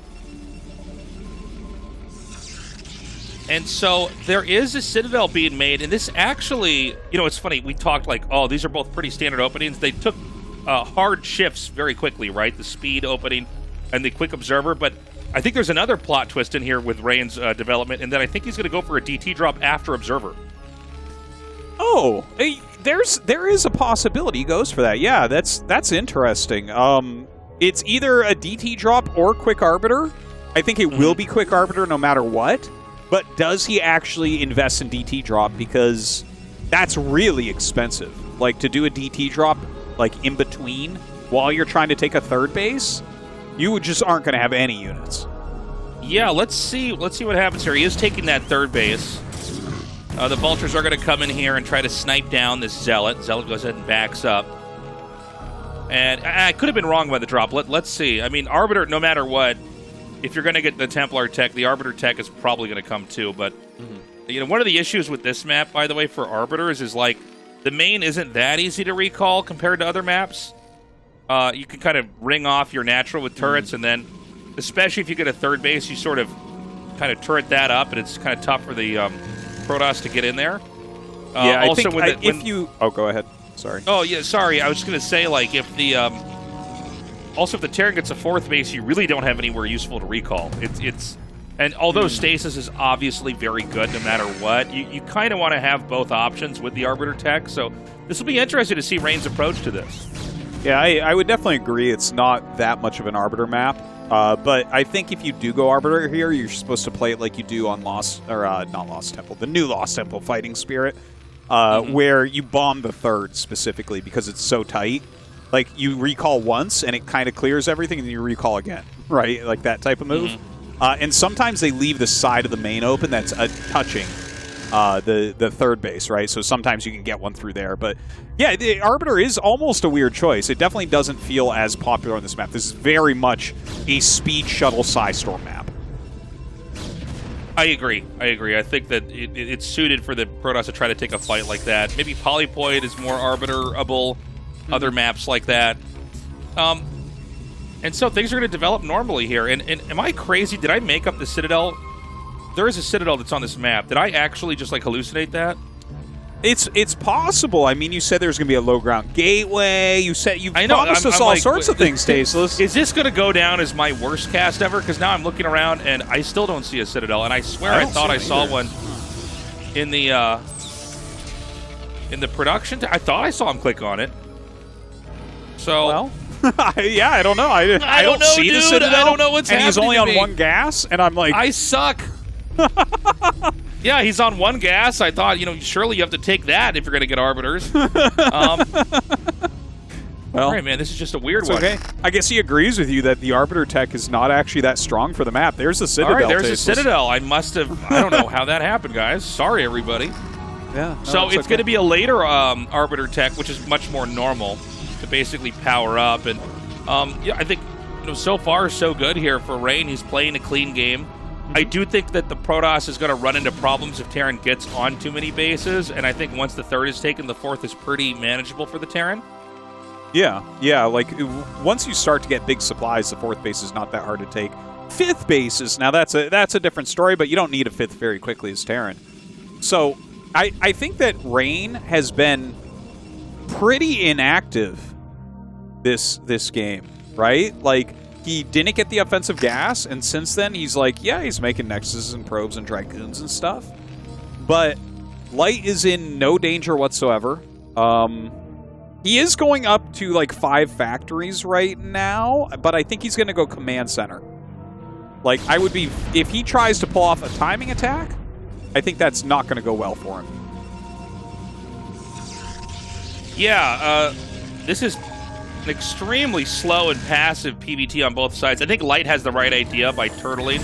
I don't feel like there's that many ways that Terran can play this map. Like, honestly, this is probably the best style to copy, is just an extremely conservative Terran that sits on 2 bases and powers up. Yeah. Because, all of the mid-game play, I feel like, lends it to Protoss for trying to punish that third base. So, yeah, I think we just have to wait and watch things continue to develop here. I want to see what that big building in the side of Light's main is. I bet you that is the command center. Because, honestly, going into 5 factory and 3rd CC is really, really strong here. It's such a wide open area. You need a ton of units to actually secure your 3rd. But once you secure it, like you said, the map is actually, like, it's a 2-player map. So there's not actually that many bases. It's not like Protoss gets up into 7 bases. That's not very likely to occur. And so Terran, I mean, as long as you're not like really behind and they can't kind of get these tempo victories that are so common on Eclipse, I think it becomes pretty hard for them. Yeah, I mean, you're totally right. Like, this is a map where Protoss doesn't get a whole bunch of extra mains to make gateways in. So I think if you can force Protoss into a tight late game versus like a wide open one, like you could have on this or Vermeer, I think the Protoss does run into some problems there. Now, he's going to come out here, and I actually think it might be a mistake for the Protoss to attack in here, because I think this is the moment where Terran should be ready, but let's see if he actually commits. Look at this supply, though. 174 to 106. Ooh, yeah, that's maybe you're right. Insane supply for Rain. Honestly, like, his single-player mode has done so well. Yeah, no, I think you're right, man. This is honestly so strong.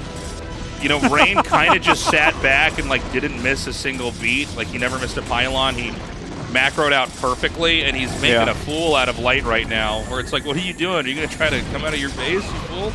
Yeah. What have you been doing this whole game? It's like, I don't know, I've been making units. Honestly, like, a humiliating defeat here. I almost put, like, too much credit in here for Light, where I'm like, well, there's no way that, of all players in the world, Light would have to, have the right stuff, but Rain just made that look like you're never, ever supposed to do that as Terran. That is insane. He played so well. Yeah, that was very highly optimized from Rain. Because, like by the way, you said, the fourth thing that I was wrong about, I'm like, he's not going to win this fight. If Protoss wins that so hard that Zealots walk up the ramp into the main, I'm like, all right, okay, get me out of this game and get me into the next one, guys. Well, Light, he played that very safe in the early game. He took no damage or anything, but Rain optimized like hardcore. He didn't get any gases. He was on 1 gas for almost that entire game and just nailed his minerals. He had 4 base, he had a ton of gates, and had that huge supply boost. I mean, that's where you get Terran, right? You get him in the early game, or you bust him as they're taking their 3rd, because after that, it becomes a lot harder. So a good victory from Rain, but Eclipse is like the hardest TVP map that is currently in rotation. So I'm not actually afraid for Light here. I think Light can still come back. Yeah, Rain made Eclipse look just so easy. I mean, one in, you know, such a straight-up fashion. Allegro is where we're going to go for map number 2 here, and hopefully we can see a better performance from Light. Yeah, I think we will. Allegro is a very comfortable map for Terran versus Protoss, so I think we're going to see Light's standard macro style really carry him through. Let's go. 전투 준비 완료.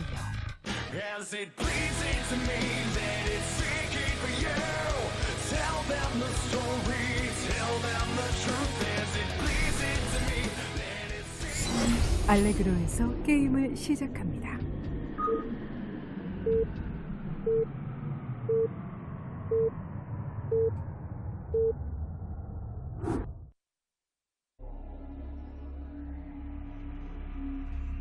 All right, in the bottom right, we have Light. And in the top left, we have Rain. So cross spawns to start. We'll see if there's any build order advantages here. I mean, it's definitely a map that I see a lot of Nexus first on in this particular spawning location, top left versus bottom right. That would be a great opener for Rain if he chooses to do it. You know, for Rain, the way that he's approaching this overall is about as vanilla as a PvT can be, and it seems to be working extremely well for him. Like, you know, the first game we saw from him today, he went for, you know, double shuttle, bust as the Terran comes out. In the last game, he basically powered up, took a 4th base comfortably, surveyed the Terran, and waited again for that moment, and, you know, lined up his army where he needed to be and just came in and smashed him. I don't think there's any need for Rain to do anything other than that here tonight. Would you agree? I mean, I think he just needs to kind of do what he's doing, and it doesn't seem like this is a matchup that's hard for him either, you know? Yeah, I mean, well, Rain on top of his game is absolutely one of the best Brood War players that we have ever seen across all eras. Like, he is truly brilliant at StarCraft. And you know, it was super highly optimized, the build that we just saw out of him. And Light played it very, very safe, but a map like this just plays so differently, right? Like, I think that Rain is going to have to show more than he's shown in these last 2 games, because all he's shown in these games is, like, macroing well and then attacking.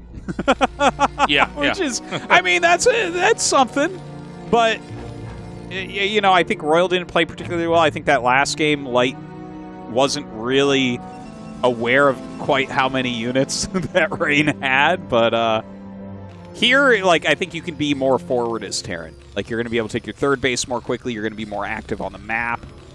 There's a lot more options. It also seems like Light maybe almost moved out a little bit too late. Like, I've seen conservative Turtle 2-base Terran, but, you know, there is a point where, you know, if you don't actually get that 3rd base in time, the Protoss is literally on 4 bases. They have double the income. Like, they are just going to run over you, you know?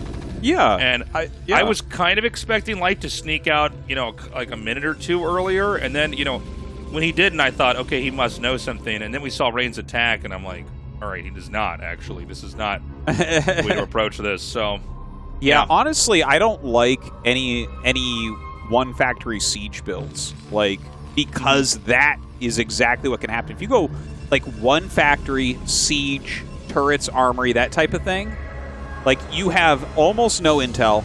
Like, you're safe in the early game. Like, you don't die to anything, but it makes mid-game very, very difficult because Protoss can kind of get away with murder. And that's definitely what we saw there from Rain. Like, it's not like he had a ton of units while he was doing everything. Rain's going to do this build again, and I don't believe we saw Dragoon Range coming here, so this is kind of a modified opener that Rain seems to like, where he basically gets a Zealot out fast to keep the Terran from doing, you know, whatever they want.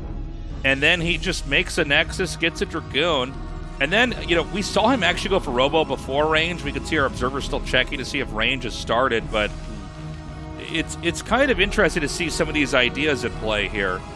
usually when we think of a Robo, okay, and he actually does not get the Robo. He goes for range this time. I was going to say, one of the funny things about that last game was, like, getting the very quick Robo just to simply get observers out is kind of a cool idea as well, right? To just get a quick scout. A lot of Terrans do like to do these, like, two-factory super fast rushes, you know, and try to attack you early on, and I think having that obs out really quickly can really help quite a bit. Yeah, of course, for sure. And, you know, it's pretty trendy right now to skip range in a lot of different situations, where that used to be the first thing you'd get as your core finished. Nowadays, we're seeing a lot of, like, Nexus before range, a lot of Robo before range, like you mentioned. And here, I mean, this is nothing out of the ordinary, really, from Rain. He's going into 2 gates and that Robo, and he's going to be able to just kind of produce, get his observers, Reaver if he wants. And this is a very safe opener from him. But, you know, if you don't have range quickly, there is potential for your opponent to push a little bit. And we see this shouldn't do anything, though. No, he should be fine. I mean, let's see if he can get a mind plant. Well, yeah. Okay, there's the sellout. Yeah, you need all 3 units. 2 Vultures and 3 Marines actually do surprisingly well against 2 non-range goons, but it looks like everything will end up falling. In fact, I'm not sure why. I'm shocked why that, Light did that. Yeah, it seems like he wanted to basically, like, finesse his way into the main, and I guess against worse players, you know, maybe they don't get the mine hit and things kind of fall apart, but the reality is Protoss, literally until that Zealot died, it did not lose anything. Yeah. Okay? And, I mean, to really place some emphasis on this, guys, Protoss have shields that regenerate. So, like, you know, virtually nothing was done, and, I mean, the 3 Marines are forgettable. The few Vultures that he made there are not, you know. He's getting no value here. Yeah, I guess he got some mines out, which is always a good thing. Oh, that was kind of nice. Gets a mine hit on that Dragoon, but is he even going to slow this Nexus? I guess the mine itself will. And try to pop that up. Yeah, good shot. And great aim. Great aim. Good aim, dude. Those Dragoons fire from the hip, man. Yeah, I mean, it's, you know, I don't know if the 3rd was always part of the plan, but I think when you kill that many Vultures, you go, all right, well, let's just, you know, take another base while we're at it here. And Terran goes for siege mode, which basically means you can't attack for a while. And I have to say, I am really confused by Light's decision here. What about you? You know, like, after you go mines, you do want to be careful to get siege mode, you know, before they can attack you with Dragoon Observer, because that is important. It's not quite, like, this build is not as slow as the build that he did previously on Eclipse, but he is going for, like, the very standard upgrade Terran. I want to see where he's going to go differently here. Like, I want to see him take that 3rd actually a bit quicker than what we saw before. Not 5 facts, but instead, I think he can take it on 3. And probably be safe. Yeah, this is kind of sizing up like the other game. I do think that you're right that, like, he's not in as bad of a position as Game 1 on Eclipse, but a lot of the same themes here. Protoss expands freely. Terran playing a conservative game, to say the least. By the way, that Robo placement is very cool. Yeah, that's nice. Wow, that's okay. very well hidden, isn't it? So, you know, there's going to be scans a couple times in the main here, but the odds of him scanning the 3rd and spotting that Robo is actually pretty big, because he may just not have a good read on this. Okay, never mind. He's going to see it. So beautifully done. Yeah, but so he'll see he that speed shuttles are going to be a thing here. Yeah, he basically knows exactly what's going on now. And you see he's going to lay some more mines in his main base, definitely throw up a few more missile turrets as well. And certainly against this, after you get your upgrades going, you just got to make a command center. Like, there's no way to attack against this right now. You know, the Reaver control would just kind of tear you apart. And it looks like a game that's going to be forced into a big macro game. I think you're correct. It does seem like we're going to be going in a macro game direction here. He spots the 2nd armory as well. And I think that, yeah, there's really no way for either side to attack into each other here. at all. So the shuttle's going to come in, maybe get a poke or two off. Here we see that coming in now. Oops. Oh. The Goliath pops out. And let's see if he gets a good scarab or not. Nope. Oh my god, he actually... Okay, never mind. He loses the shuttle. I was going to say, it'd be cool if he, like, sniped the Goliath and then got out with everything, but... yeah. A little bit too ambitious there by Rain. You know, especially moving in with a shuttle like that was at the 9-minute marker. You got to be careful because Goliaths can be about to pop out, even if it looks like you're safe. Now, this shuttle's going to come through, and we don't have any cannons.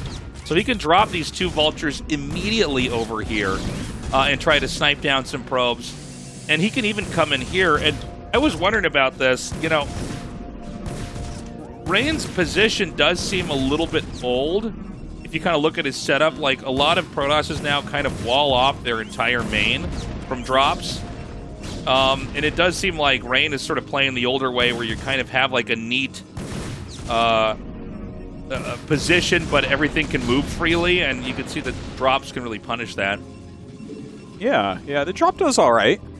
Definitely think it was a reasonable idea there from Light, and during that, he is setting up for this 3rd command center, which is almost done. He has 2-1 on the way, and now it's time basically just for the factory explosion. And this is where we're going to see Light just kind of reinforce, make sure that he can hold tight. This has been some solid macro out of Rain, but he's not super far ahead, right? Like last game, he had 174 supply when Light had this much, and this game, it's 110.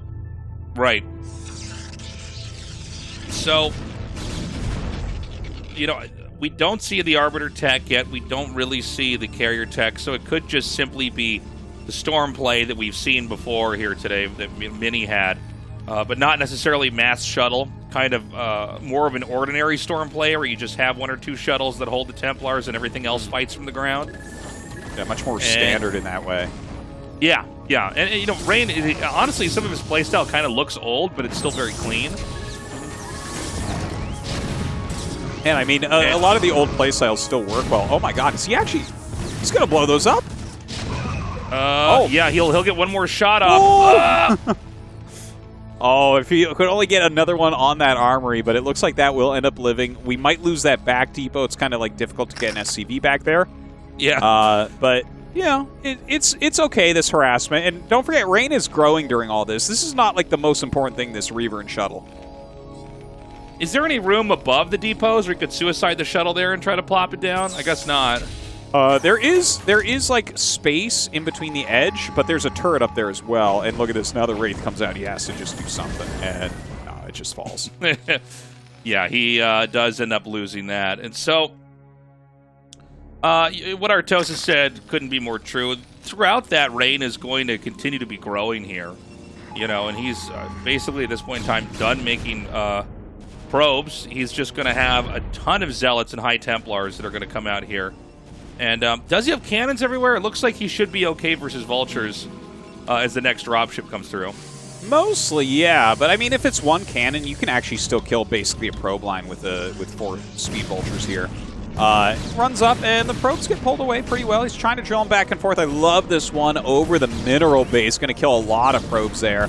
So, yeah, a much more successful drop than the first one, but it is a bit later into the game as well, so not as impactful in that regard. But look at these supplies. Like, Light should be feeling pretty good about his position here, I think. Yeah, I think that the jabs that Light is taking here have paid off. Actually, getting these Templars is really, really big. You know, it's kind of funny because we see Arbiters, you know, when Protoss loses an Arbiter, it's a huge deal, or they lose all their carriers. It's massive, but it should be emphasized here that if you kill off a couple Templars, that is their big endgame tech. So, huge victory there to get that snipe. Yeah, some very nice pickoffs. The 5th base being taken now by Rain. But, you know, this is like all the bases in his quadrant of the map. We haven't seen him extend out to take another main base, which that's when Terran can start to get worried. In this type of layout, you're not really that worried as Terran because they only have gateways in 1 location, so you kind of can keep track of army movements a lot more. It's harder for them to set up other bases. And now Light moving to the north, floating a command center over for his own 4th base, which will also be his 3rd gas. And it's looking good. 188 supply against 158 right now. So, I don't know if Terran's going to be attacking anytime soon here, but Terran is basically, without, much pushback from the Protoss, taking that 4th base. And it'll be tough to get the 5th. If the Terran does go for the 5th, it'll be at 6 o'clock on the mini-map. But we're getting to the point where Protoss should probably start thinking about taking the other mains here. It looks like he might try to come in here for a bust, and I mean, let's see if this works at all, but I feel like with Terran's supply, it shouldn't. It should not. This should actually be a bad move for Rain. We'll see, though. He's coming in with those speed shuttles. Drops out a few Zealots on top of everything. Here comes some Psy Storms. Okay, a decent first Psy Storm. But honestly, like the Zealots, as long as he's targeting his siege tanks a little bit so there's no friendly splash there, he should be able to just clean this right up, right? This attack isn't going to break him. It did better than I thought, to be honest, man. Like, yeah. I'm kind of wowed how easy Rain makes this look. So, you know, he did a pretty good job. Again, it was like an attack that we sort of don't expect to go that well for the Protoss, but he had the right idea in mind. Like, once you see all your Zealots die, you just stop. You just pull back, keep the Dragoons alive, and then make more Zealots, and in this case, make more Templars and Shuttles as well.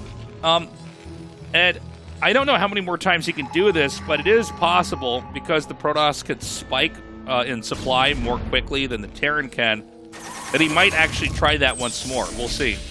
You know, honestly, I didn't like that move for him all that much. Look at the supplies now and how close they are. Rain has built no bank.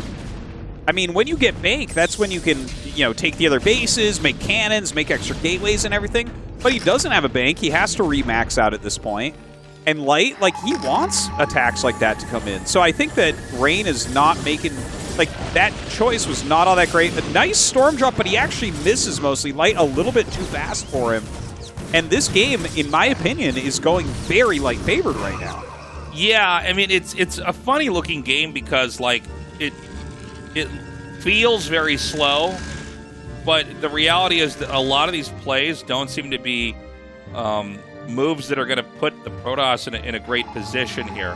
Like, storm dropping's fine. It would have probably been better if he started doing this a little bit earlier, but you know, Terran is eventually going to hit 200 supply. Terran is going to have 3-3 if this game goes on long enough. And honestly, Protoss does not have the top right main or the bottom left main.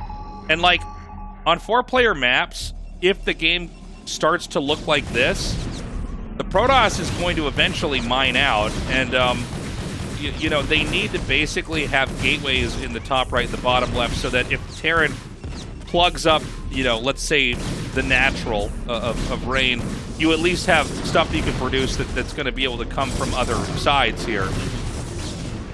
Yeah, I think that this, like, I don't mind the 5th base that Rain took, but taking that 5th and then attacking in, that's what I don't really like here. And look, like, Light is really starting to take control of this game because he is right now sitting on 4 bases, which is super solid for Terran. He's got +3 attack already. He's got a ton of factories. He's at similar supplies to Rain. And this is where his Vultures are becoming really, really strong. In fact, he still has vision of most of the bases.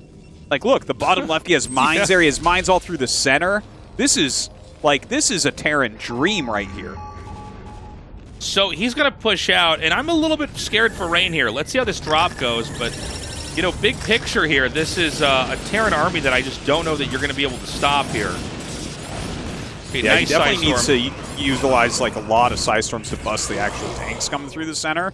But I'm not sure how much of that he has in his army because he keeps suiciding in for the SCVs, which is not, he's not doing nearly as much damage as what we saw out of Mini against the same player. And I think that you don't even need a siege here. I think that Terran basically just comes in and rolls over this. And by the way, not great upgrades here for the Protoss. And some EMPs actually going off on a lot of these High Templars. Look at that siege tank count.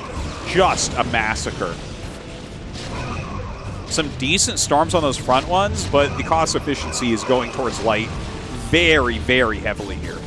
Yeah, I mean, the siege tanks are so strong, they're basically obliterating the Zealots before they can get close enough to touch them. Light drops 50 supply, but, you know, that's not that much at this, you know, state of the game, so he can actually start to just try to come in here for the killing blow. And since we don't have gateways that are up in the main top right or the bottom left main, Like, the Protoss should just lose if the tanks can get up to the natural. Yeah, and as long as he's just rallying through vultures, like he has enough tanks, he literally doesn't need to make them. Just get more units over here as quickly as possible. And as he sets up, that's it. GG. GG. Yeah, gonna go on to game number 3. And that's more what I thought the series would look like. Obviously, Rain got that big victory on Eclipse.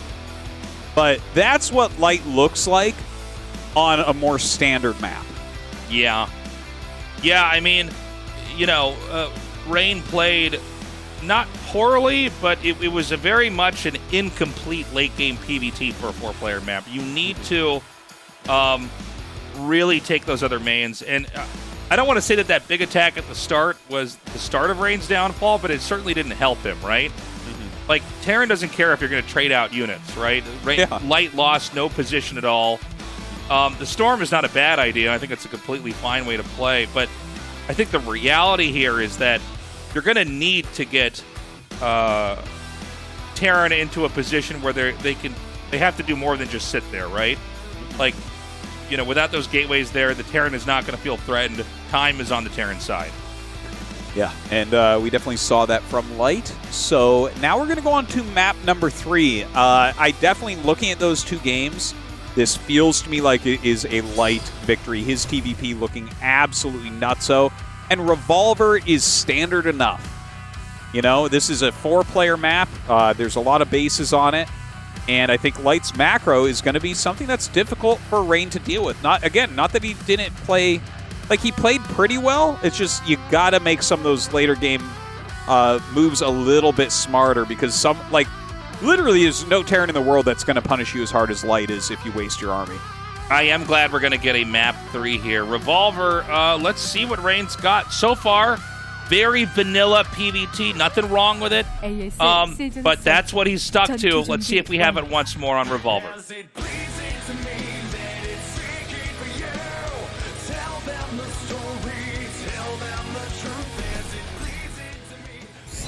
리볼버 SE에서 게임을 시작합니다.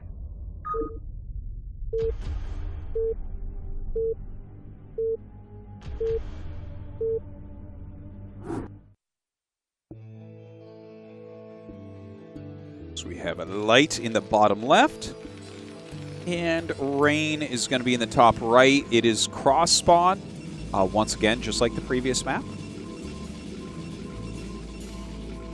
And I'm looking forward to seeing what Rain wants to pull out, because I think I already know what Light's going to pull out, Tastosis. I think he's going to get armories, and he's going to max out, and he's going to try to just stop everything Rain does and then kill him. Some bold predictions here from Tastosis. I think you're probably right. After watching Light's mechanical robot-like play, anyone who doesn't think Terran's the most fun race is a fool. Like, that is... You know, it's hard, man. When they throw down the second armory, I have to stop myself from cheering and remember that I'm here to cast this game, and I have a job to do. Yeah. You know, I have to say, wait a minute. Keep trying to analyze Tasteless. Don't just get up out of your chair and start shouting in joy. Yeah, man. I mean, look, he's playing like that very turtley macro style. It's kind of frustrating for Protoss to play against because they can't really engage. Like we saw a couple times Rain try to play and he just sort of swats it down and moves on. Well, you know, I can't help but to begin to think about the other matchups that can occur, because in my head I'm like, okay, Light's already got this, but Rain, I feel like, you know, he is playing well tonight. Like, he smashed Royal, and his PvP is so strong, so I think he can still play this, like, without any real pressure on himself, you know? We're going to have Nexus first here for Rain. Very cool. Guys, before this game picks up, a quick reminder here. Guys, check out the Patreon, patreon.com/ASL English. If you're loving the ASL and you want to support us, that's the way to do it. Yeah, thank you, everyone, so much for supporting and keeping the ASL around. This is the highlight of my week every week, twice a week. I was so excited to come home and cast these games tonight. I know, yeah. And we're doing our best. No, we haven't had any spoilers yet. We hope you guys are doing the same. Got to kind of think of the show almost like it's a Netflix series now. Yes. And big cheers to our team that puts them together. Absolutely. Cobra Venom and Banana Soup. They do just a fantastic job for us, so thanks. Yeah, and it's cool that we're getting the VODs translated now. You know, I know. like that we can actually get these interviews with proper translations, and you can kind of capture the personality of the players, and good to see the drama unfold there. By the way, totally. with this Nexus first, he went gate, then gas, so a little bit of an older Nexus first build. It's kind of funny seeing Rain play. He still looks like he's one of the best in the world, but it is very much like a 2018 top-tier Protoss. Does that make sense? Yeah. Yeah, well, that's kind of what he is, but... Yeah. Yeah, I mean, I think the Nexus 2 gate is somewhat timeless. It's a very solid opener, and Light's going to get up and scout it very, very late here and see it. And, you know, he's not going to be super happy with what he's seeing because even though you went with the 2 gate here, you still have the edge as Rain. In fact, we don't even see Zealots being made, right? So it's not like he's cutting a bunch of probes or anything. He's going to be in good shape with it. Yeah, well, I think he's definitely got the right idea if he doesn't make those 2 Zealots, because there is no threat coming here from Terran. But, you know, not going with the gas gate like Mini does is kind of cool to see, too, where it's like, well, he just really is going to stick with this style. Well, it does give you some counterplay if they try to do like a bust on it, if they're one of those closer spawns or something, even though I think, you know, any Terran that's going to send to bust at this level is going to get the bust. You know, it's pretty. 2 Zealots are oftentimes not going to make that difference. Either way, we have the Robo coming up for Rain. A couple factories here for Light as he sends his SCVs down. And, yeah, this is really like... It looks like it's going towards a macro game, but it is a little bit different for Light, where he is going for that 2 factory play as opposed to like how Royal did it, where he went directly into Armory and Academy, right? So this is more potential for Light to be active on the map. And, you know, with Rain getting the Robo right away here, along with Dragoon range, I mean, this is all looking very normal. I do wonder if he's going to try to go for Reavers here, or if that's going to be something that'll be skipped. Oh, yeah. I could see it going either way, really. I don't feel like Rain is boxed in one way or the other. In fact, I almost feel like he's more of a Goon Observer guy than he is a Reaver guy. I don't know if you would agree with that feeling about him. I haven't really looked at like the numbers behind which openers he likes. But it's pretty hard to really do damage to Light with those Reavers. And oftentimes his pushes are so much later in the game that the Reavers don't make as much of a difference. I feel like they're such a good brawling unit for early mid-game. And then unless you're Snow, they fall off. Yeah, it seems like only Snow is able to just make that work with those Reavers, but I guess that answers it. So he's tucked this up here in the top left. And I want to point out, in Game 2, he also hit the robotics support base. So, you know, this may become more and more of a trend. It used to be that the Protosses wouldn't care, but it seems like now, at least in Rain's mind, Terrans are going to be looking for this robotic support bay, and they're going to alter their style of play if they see that. And so to hide that is an interesting move here, because it means Terran won't be ready for shuttle speed, won't be anticipating Reavers. Mm-hmm. That's definitely a big possibility. But without scan, I guess he doesn't... He might have this just like, okay, I get turrets at this minute, right? Because he doesn't have that intel right now. Now, there is a push coming out. 4 Goons come over and catch this SCV, so Light gets eyes on where those units are. The Reaver is being made at the moment. Stargate on the way. Ooh, a carrier transition is going to be occurring. Yeah, and keep in mind, like, this push is coming pretty quickly here. Like, you know, Light is actually playing a much more different game this time around. And, you know, this pylon wall, a lot of times they can act as double-edged swords, right? Like, you're safe if they try to push through, but you're not going to be able to stop siege tanks from sieging up on the other side. Oh, I can't believe he's bringing this forward. What are you doing? Oh, my God. Never, ever, ever in a trillion years are you going to be able to do anything against that many Goons through there. I think he could not afford to lose those Marines. The Marines really help and tank a lot of shots. And, you know, if he doesn't have siege mode up, and I don't see siege tanks yet, I'm a little bit scared for him because, like, you can actually just fight this. You know, once you have an observer over here, the Dragoons can just come down and actually start to try to take shots. Yeah, that was a bit of a failure. If you have the Marines, if you have Siege Mode, if you keep that SCV alive, you actually have quite a few options on what you end up doing there. But it was sloppy from Light, and now he's playing in this position where he doesn't actually know the tech. There's no comsats yet, right? Right. So he doesn't know that it's a carrier follow-up. Obviously, that's something that he can look at and say, there might be carriers on the way. But it's like, I don't see an academy even being made tasteless, which is making me very scared for him right now.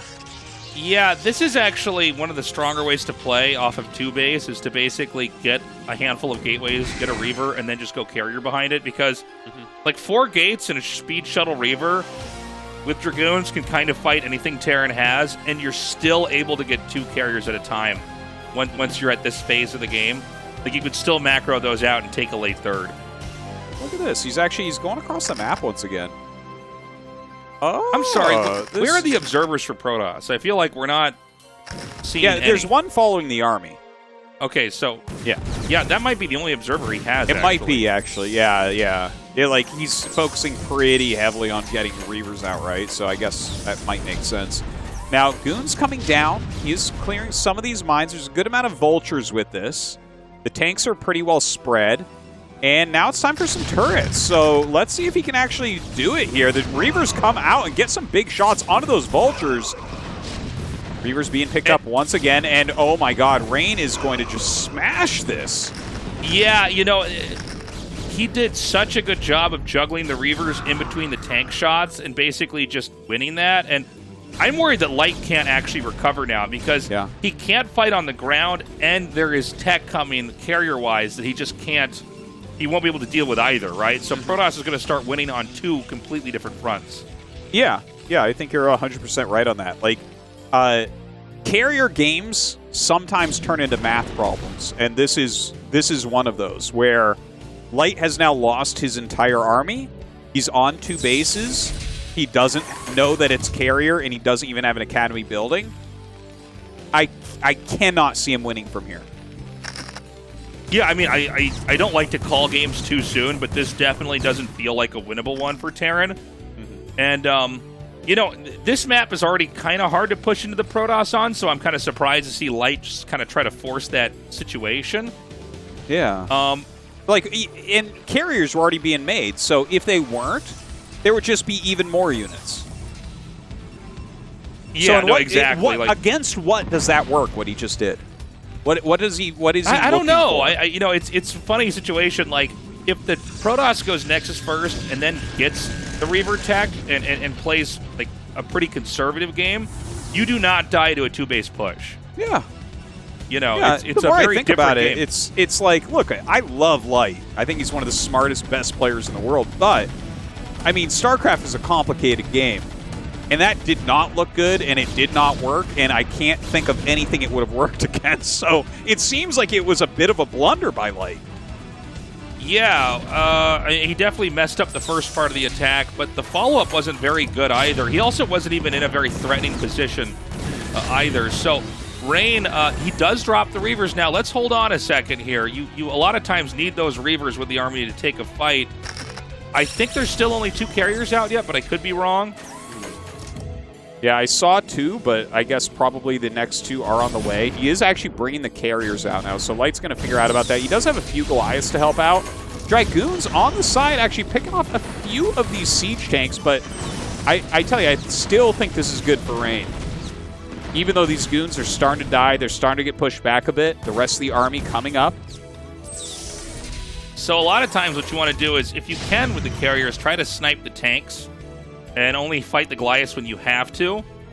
And if you get enough of the tanks, the Dragoon army wins the rest. Oh, and there's so many Zealots here. Once charge is done, I don't know that Terran can do anything, because the Zealots are really what break the Terran down. Zealots die to Vultures pretty quickly, but there's not that many Vultures. And so, once you're starting to... Wow, I guess he's actually getting a couple more here, but... it does feel like the Terran's going to be too weak on one of these fronts, right? Yeah. He's so far down in supply, down 40. Like, that's kind of crazy. He needs his siege tanks to splatter this army. And, I mean, 6 Goliaths are not enough against 4 carriers once they have their interceptors, so this is not going to go well. Yeah, the slow zealots are coming up though. This could be a little bit risky here for Rain, but the carriers are still destroying the tanks. The Goliaths are not high enough in numbers that it seems like they can kill the interceptors fast enough, so they're effectively not doing anything. GG, Rain is the first to move on. Crazy. Dude, a former ASL champion, pops back into the round of 8. He may be a champion of the season soon. That is a real possibility at this point. I tell you, I mean, I'm impressed. He played well. Like, he optimized that first game very well. I think game 2, Light really found his stride. Game 3, I'm not really sure what Light was doing with those first 2 attacks, but it definitely put him at a disadvantage that he was not able to climb back from. So we're going to hope that Light does better in that final match of the night. But for now, it's all about Rain. He's up in the round of 8 again. Rain is going to be interviewed now. Let's see how he's feeling. Honestly, he made today look pretty easy, and I think we really have to consider him, one of the guys that could end up taking this entire ASL season and become a ASL champion. 시즌 13 16강 A조 경기 함께하고 계십니다. 오늘의 첫 번째 8강 진출자가 탄생했는데요. 바로 프황 정윤종 선수입니다. 지금 바로 만나보겠습니다. 축하드립니다. 아, 예, 감사합니다. 고맙습니다. 와, 놀랍고 또 놀라운 경기력으로 거의 3년 가까이 시즌을 쉬었던 선수가 맞나 싶을 정도의 모습을 보여주면서 단숨에 또 8강까지 올라가셨습니다. 사실 24강에서 16강에 진출했을 때는 본인의 경기력에 큰 만족을 느끼지 못하시는 것 같았는데 오늘은 어떨까요? 좀 만족하실까요? 근데 두 번째 경기 때 제가 좀 스스로 좀 못했다고 생각을 해가지고 그 부분이 살짝은 아쉬워요. 그거 말고는 뭐 괜찮게 한 것 같아요. 사실 ASL 내에서 정윤종 선수의 테란전 승률이 조금은 낮은 편인데 오늘 테란 선수들, 정말 네로라는 강한 테란 선수들을 상대로 이렇게 좋은 경기력을 보여줬다는 게 또 의미가 있는 것 같아요. 본인에겐 어떤가요? 일단 테란전이 요새 좀 좀 약간 패턴이 바뀌어가지고 요즘은 좀 하이템플러나 좀 속업 셔틀이나 이런 걸 많이 쓰는데 이런 플레이가 오히려 저한테 조금 더 잘 맞는 것 같아요. 그래가지고 이제 이기는 것 같아요. 네. 오늘 뭐 마지막 더블 렉서스를 갔던 판을 제외하고는 굉장히 정석적으로 좀 경기를 드라군 뭐 질럿으로 찌르기 이런 컨셉으로 좀 경기를 준비해 오셨던 것 같아요.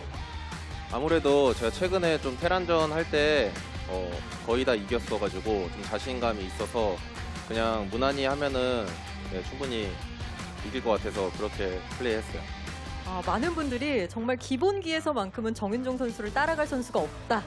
라고 평가를 했습니다. 본인도 고개를 끄덕끄덕하고 있는데 오늘 경기 전에 마우스 감도가 너무 좋아서 좀 걱정이다 라고 하셨다면서요. 네, 사실 딱 처음에 세팅을 하고 처음에 이제 컴퓨터랑 손을 푸는데 처음 하자마자 집에서 하는 거랑 비슷해가지고 오히려 더 그러면 잘 안 돼. 대회는 또 떨어지더라고요. 손은 잘 풀려도. 그래서 걱정을 했는데 근데 옆에서 보더니 구열이 형이 무조건 올라갈 것 같다고 너 손 보니까 그것 때문에 이긴 것 같아요. 오늘 뭐 드라곤 컨트롤은 정말 타의 추종을 불허할 정도로 완벽했다라는 느낌을 좀 받았습니다. 자, 8강에서의 또 정윤종 선수는 어떨지 많은 분들이 이 경기 DNA를 좀 탑재한 선수가 아닐까라고 또 이야기를 하는 만큼 좀 기대가 되거든요. 이번엔 좀 어떤 종족을 만나고 싶으실까요? 일단 지금 상태로는 저그전이 살짝 어려운데 충분히 남은 기간 동안 저는 테란전만큼 끌어올릴 수 있다고 생각을 해가지고 상관은 없는 것 같아요. 근데 아까 재호 형이랑 이제 1대1 상황일 때 여기서 만약에 지고 올라가면은 2등으로 올라가면은 이제 8강에서 1위랑 하잖아요. 그래서 죽기 살기로 했는데 다행이네요. 아무나 상관없을 것 같아요. 이렇게 쉬었다 돌아온 선수가 단숨에 다시 한번 우승 후보로 거론된 적이 있을까 싶을 정도로 정윤종 선수 정말 강한 모습을 보여주고 계십니다. 팬들의 눈이 굉장히 즐거우셨을 것 같거든요. 한 말씀 해주시죠. 일단 또 오랜만에 이렇게 참가하게 됐는데 요새 또 스타 이렇게 대학이 흥하잖아요. 솔직히 그거 아니었으면은 다시 대회를 참가 안 하려고 했는데 또 이렇게 또 어떻게 하다 보니까 또 8강까지 올라가게 돼가지고 같이 하자고 하는 이제 보성이 형이랑 또 지금 또 응원하고 있는 또 우리 염석대 친구들한테 항상 고맙고 더 높게 올라가서 예, 중계할 수 있게 하도록 하겠습니다. 네, 감사합니다. 그리고 팬 여러분들도 항상 응원해 주셔서 너무 고맙습니다. 네, 멋진 경기 보여주셔서 감사드리고요. 8강 경기 때 뵙겠습니다. 축하드립니다. 네, 감사합니다. 자, 이렇게 ASL 시즌 13 8강에 가장 먼저 올라간 정윤종 선수와 함께했습니다. 계속해서 여러분들을 위해 준비된 이벤트까지 안내해 드리도록 하겠습니다.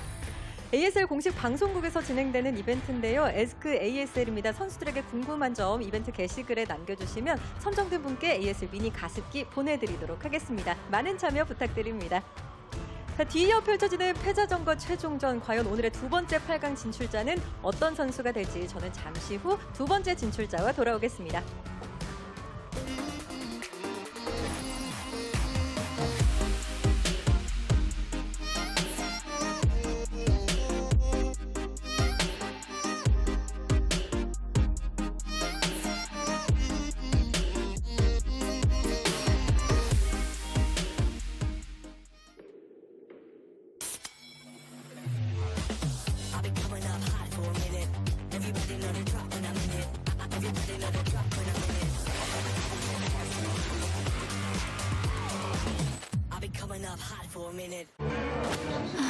힘들어도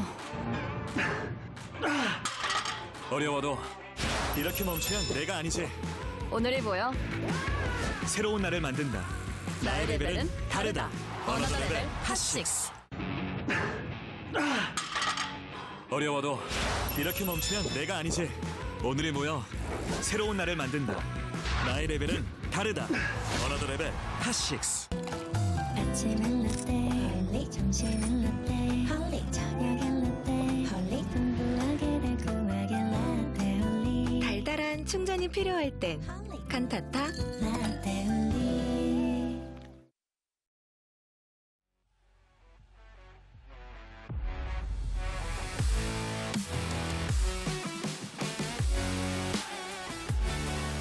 What is up, everybody? Welcome back to the ASL. It's time to eliminate one of our two players. We were discussing this on the break, but it's kind of crazy, man. Mini picked Light, and he paid for it. He is in an elimination match. Yeah, that's really tough. I think he should be happy with the fact that Rain went forward, though. If he beats Royal here, he gets another shot at Light, who apparently he thinks he's better than, and we'll see if that's going to be the case. But Royal is not going to be a pushover for him. Rain kind of smashed Royal, but, I mean, Rain got out in first place, so let's not hold that against Royal too bad. Yeah, this should be a fun one. Mini has an extremely different playstyle from Rain, so, he's very much not a standard player. We'll see what he can do here, Cohen going up against Royal, but, Royal's a tough one, man, to take on. Very modern Terran. This should be an exciting match. Yeah. Eclipse is going to be set 1, Metaverse, and Revolver. So, yeah, Eclipse, I think, again, another important map for Protoss to be able to take down. We'll see what Royal has against Mini, though. He's normally very teched out.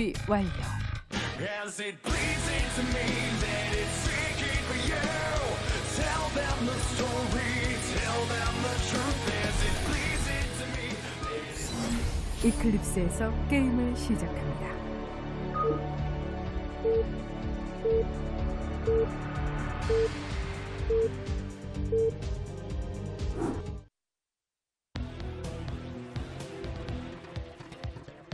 So we have a Royal in the bottom left and Mini in the top right. Yeah, let's see if we're going to have a gas steal this time around. And it looks like it's actually going to be a proxied pylon and gas steal. Yeah. I mean, it's Mini Tasteless. If he sees a dirt map like this, he's going to make it dirty. Yeah, I mean, it's a funny thing. Like, he can completely and totally... I don't know. The funny thing about Mini is he's a very abusive player. You know what I mean? Like, he'll take what is absolutely the hardest thing to deal with and always incorporate that. And so he is going to put the pylon here. There's a couple different positions you can hide proxies, and this one is far out enough that the Terran is going to have to really go out of their way to find it. Mm-hmm.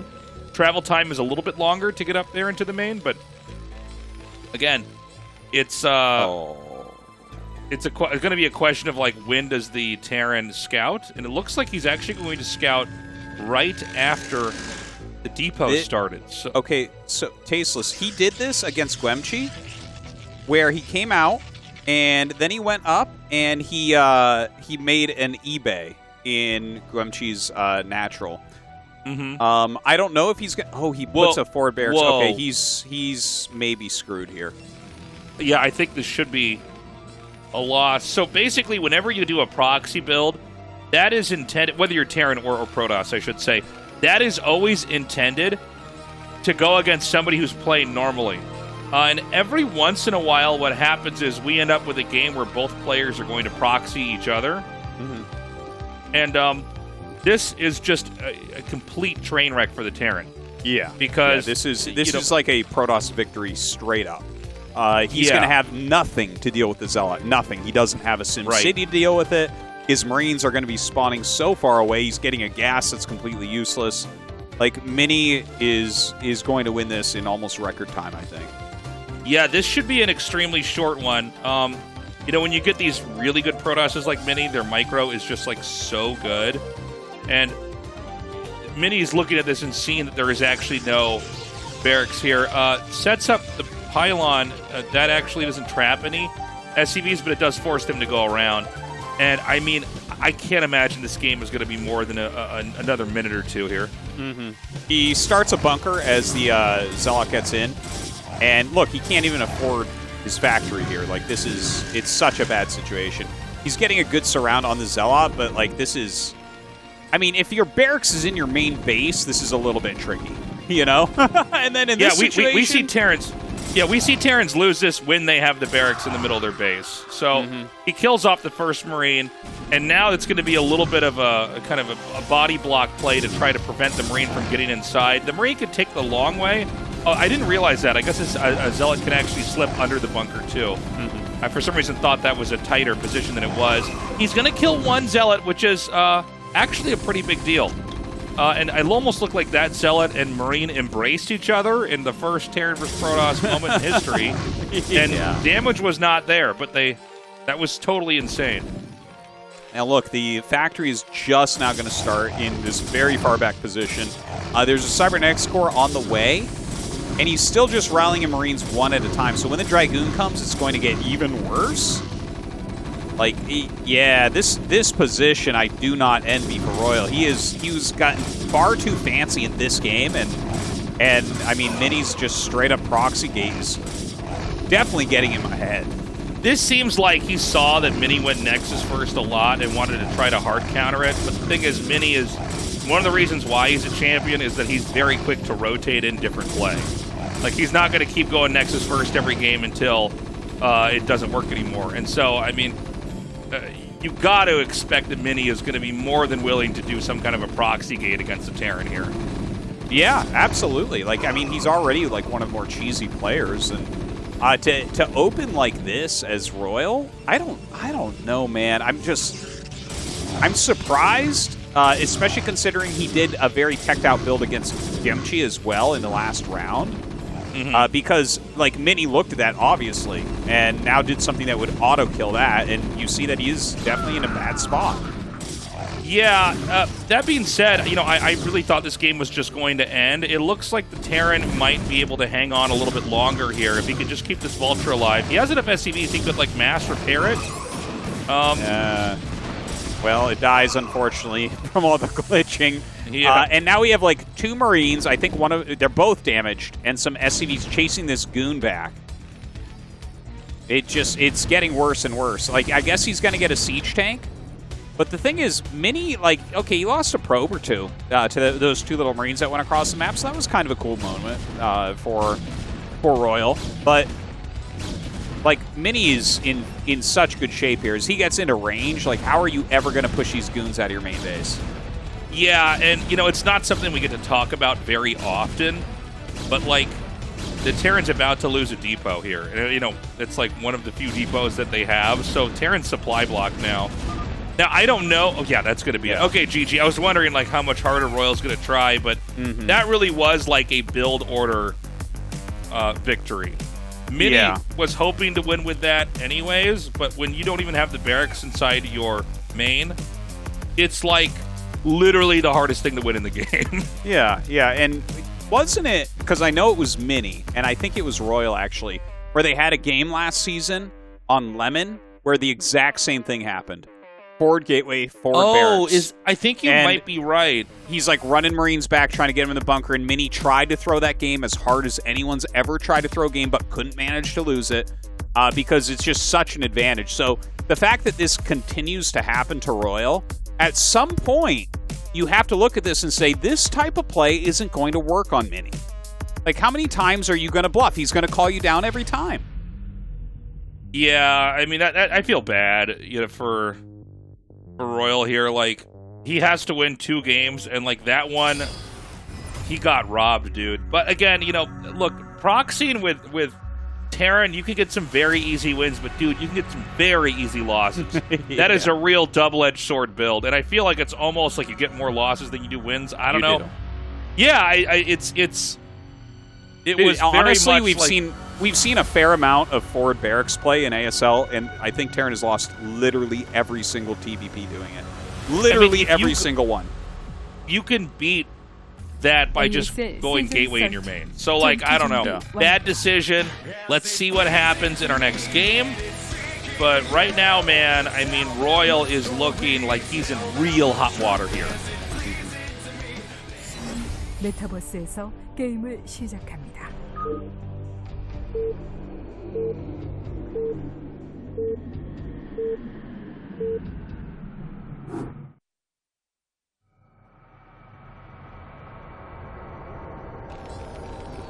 So we have Royal in the top right. And in the bottom right, we have Mini. Yeah, Metaverse. I don't think we've seen a Terran versus Protoss here yet. I don't think so. Yeah, let's see what kind of game we're gonna have here. Mini has really brought yet another cool Protoss playstyle here in PvT. He does seem to really like to either go quick Nexus or go proxy. Like, he can play normal, and we'll see if that happens here. But I don't know, man. I've just been fascinated with Mini and how he approaches the matchup. Well. I think he's a little bit hit and miss with his various plays, right? Because he will take these big risks. But the thing is that brings with it so much power and unpredictability, right? Like he actually, those jokes you're making about like ladder Protoss and stuff, there's so much truth there, where it's like, yeah, these are like percentage builds. A lot of these, where it's like this percentage of the time you auto win, this percentage of the time. You are slightly ahead, and then this percentage of the time you're like even or a little bit behind, right? And he's taking those builds, and even if he gets into a weird position, I feel like he does well in weird positions also. Yeah, I would agree with that. I mean, I think he takes really punishing openings where, like, if things go his way, he's probably going to win outright or get into a position where he can win outright, but then if things don't go his way, he kind of knows, he's like got enough experience, he can navigate that anyways. And this is going to be Nexus on 12. Now, let's remember that a lot of our Nexus on 12 games that we casted of Mini, like last year's, were games where basically like he went carriers as quick as possible. Will it happen this time? I don't know. That was kind of this revolutionary thing that he really got away with. And is it going to be gate, gas, or is he going to do the more Mini style of gate, gas, gate? Yeah, let's see about that. It is a factory expansion opener here for Royal, so I would be pretty surprised if he does not go Marine SCV Vulture against this. It should, especially when you see him just sitting there on one gate. Like, you don't see the second gate going up. It definitely... Oh, he puts a pylon down here. That might mean forge. Is that a forge? That might be. Yeah, I think it is. I think it is a forge. Yes. Oh my God! Good play. A new wrinkle has formed on my brain. That makes 3. Yeah. How dare you? Yeah, he's gonna go Zealot and then basically just have a cannon. The gas is gonna be late, but this is basically rush proof. Yeah. It's such a good play. Like, honestly, I think that this should be the new. No, this is it. Yeah, No, like Protoss honestly, players all over the world are just nodding slowly. That's what's happening right now. yeah, because the Marine SCV Vulture bus, like people have gotten so good at it, man. Like honestly, at this point, when I see a Nexus first close spawn, I'm like, all right, excellent. I know this position very, very well. But yeah, he's. Oh my God, look at this. He's gonna hop that back and make a robo back there. Oh, dirty, dirty. But yeah, Well, that's. I think the cannon is just. It's a brilliant move. No, this makes a lot of sense, and you know it's kind of funny. He can basically have his cake and eat it, right? The Zealot can come in here, scout, do damage, and he knows he can't be killed by a Vulture back at home. And you were right, Artosis. He's probably going to make a robo here, and like this is just so smart. Right now he's playing the meta and the map like beautifully. Yeah, this is like he's playing a little bit reactionary as well, because sometimes you think of Mini as someone who has something completely planned out, and like he probably has branches planned, but like he threw that forge down. Obviously his initial thought would be, you know, to go up to gas or something if he's not getting scouted. But this is looking like a very nice position. Oh, is that a starport? I believe that is, yeah. Oh, and the barracks is going to scout for this Tasteless, so he feels it too. Oh, I'm loving this game right now. This is getting crazy. This is so cool. Like, yeah, the barracks is moving out towards the bottom left. And I guess, like, when you first look at this map, this is going to be one of the first things both Terran and Protosses are going to think, right? You can hide a robo down there. And so the fact that he's just going to confirm this is here completely messes the Protoss up. Yeah, and especially considering he's making a starport, because you literally make a Wraith, and that's it. You've countered it completely. Like, what? You could fly the Wraith over there. He can't get a Dragoon back there, right? Like, you can't do anything. You pop out a shuttle to go get a Dragoon. Nope, that doesn't work. He kills the shuttle before it gets out. You kill the probe. You can kill everything. Just one Wraith is going to counter this so hard. And suddenly, I'm going from, oh my God, brilliant cannon and nice proxy robo into, wow, Royal is going to have an advantage.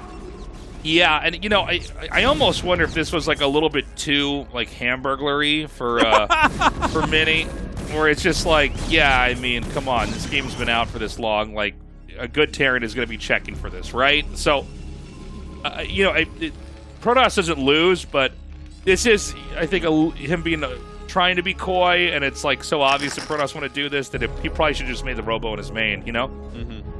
And look, he's oh my God, see, the Dragoon came over because he knows that this could be an issue. And this, oh, the shuttle's going to go up and check. It's going to see the blinking starport. Now watch this, he's going to go get the Dragoon and pop it on this side of the minerals, Tasteless. Pop it on the Dragoon. Here we go. This is too funny. I can't believe this game right now. He got the Dragoon over, so now the Wraith doesn't counter it 100%. It still counters it, like, you still can't really get the drop-off, but at least your tech is there. He can make observers. He can play a normal game. Yeah, it's like now it's this funny game where, like, basically the Terran failed to come over here and punish this. Oh, he's got to be careful. Oh, he can actually suicide that Wraith on there, and he gets it! Ooh, gets out with the Wraith as well. Very well done.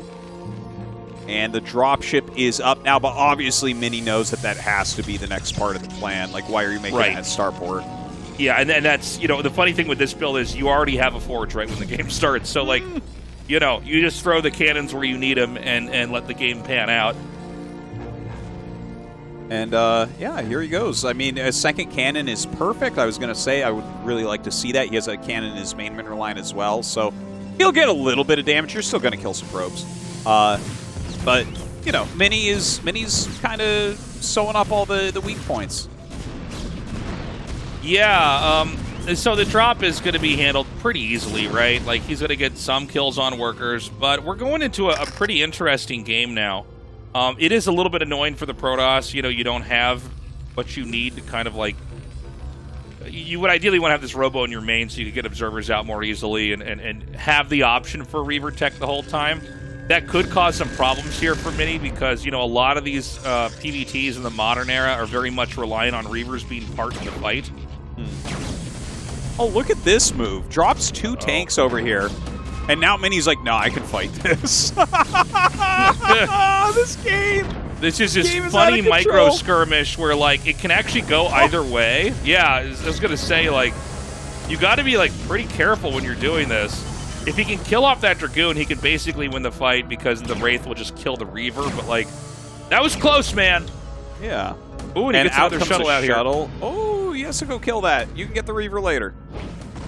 All right, so the back and forth of this Robo has actually been like a soap opera. I can't even believe some of these moves that we see. Oh, he saved the shuttle, and now he's going to bring the goons. Dude, I almost choked on my water. I couldn't believe it. Like, oh my God. The drama continues on. He's chasing him out. Get out of here. This is my area. And the drama continues to unfold.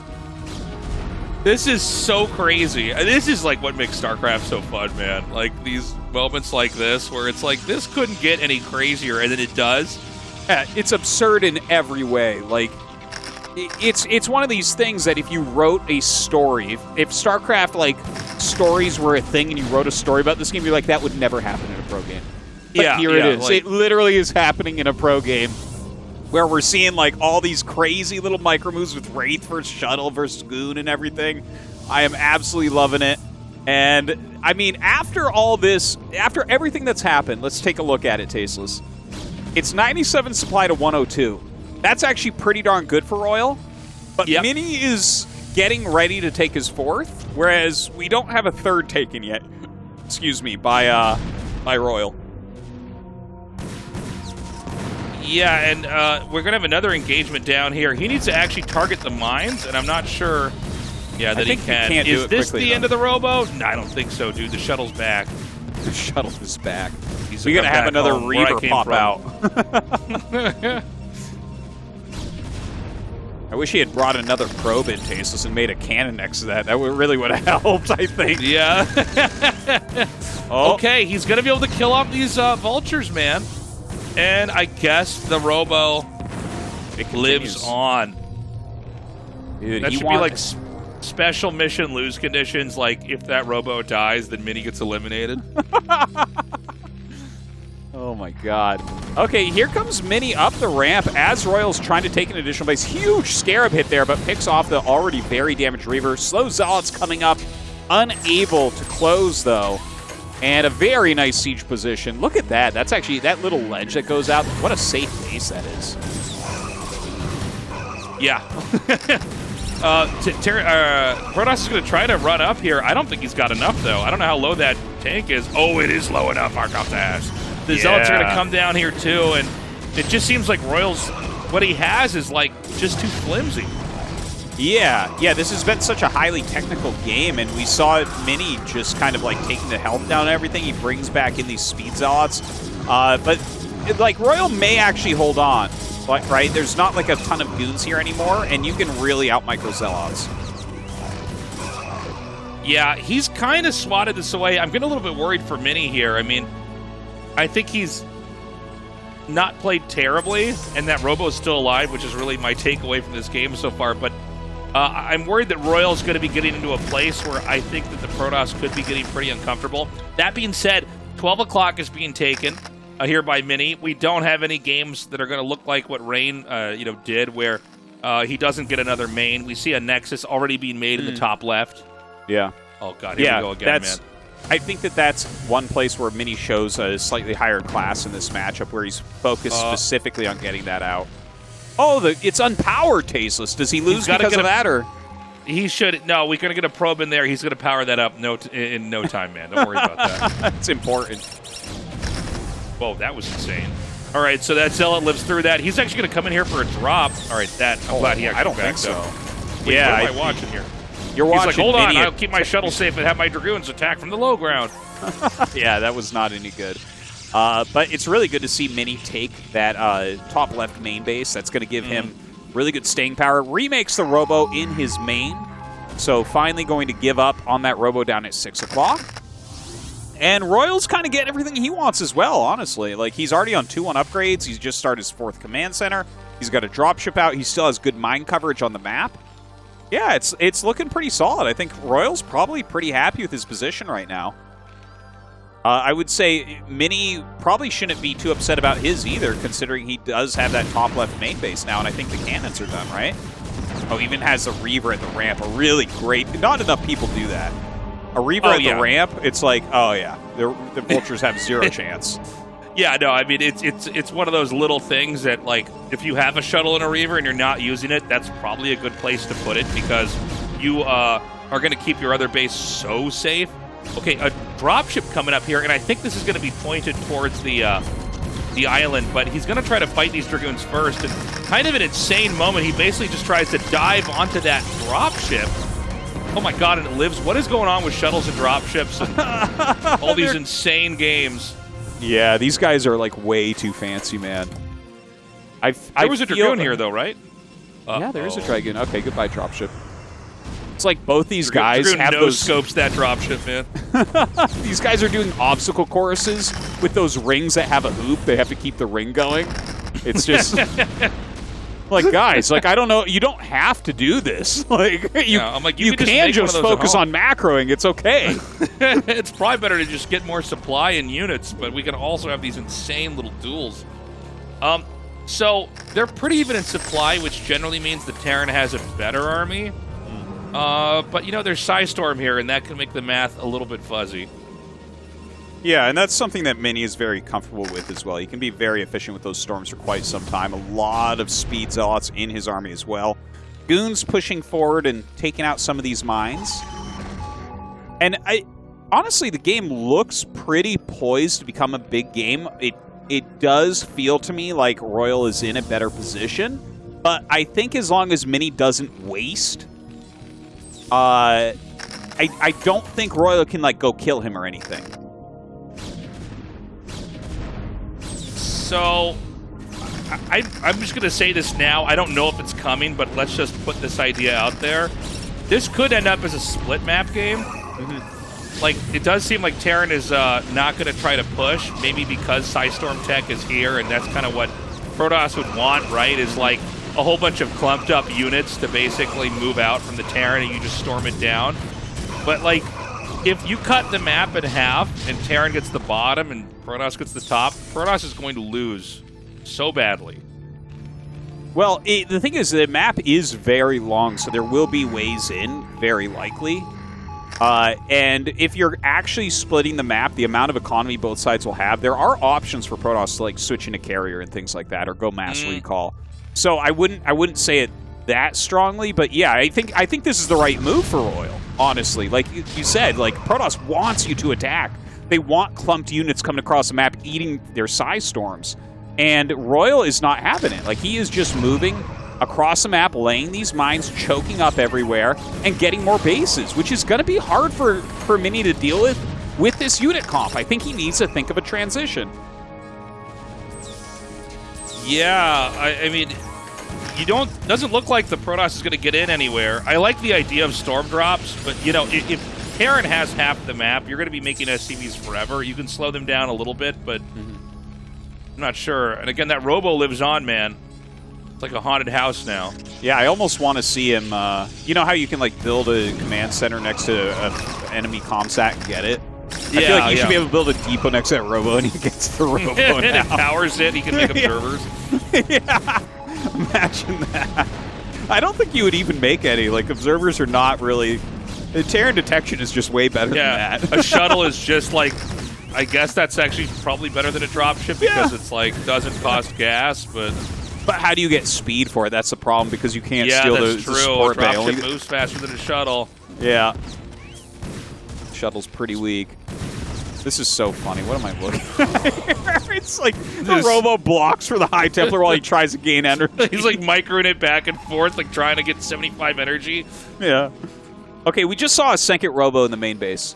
So when this Robo that was unpowered died, he's like, well, I have to have two Robos. So remaking that.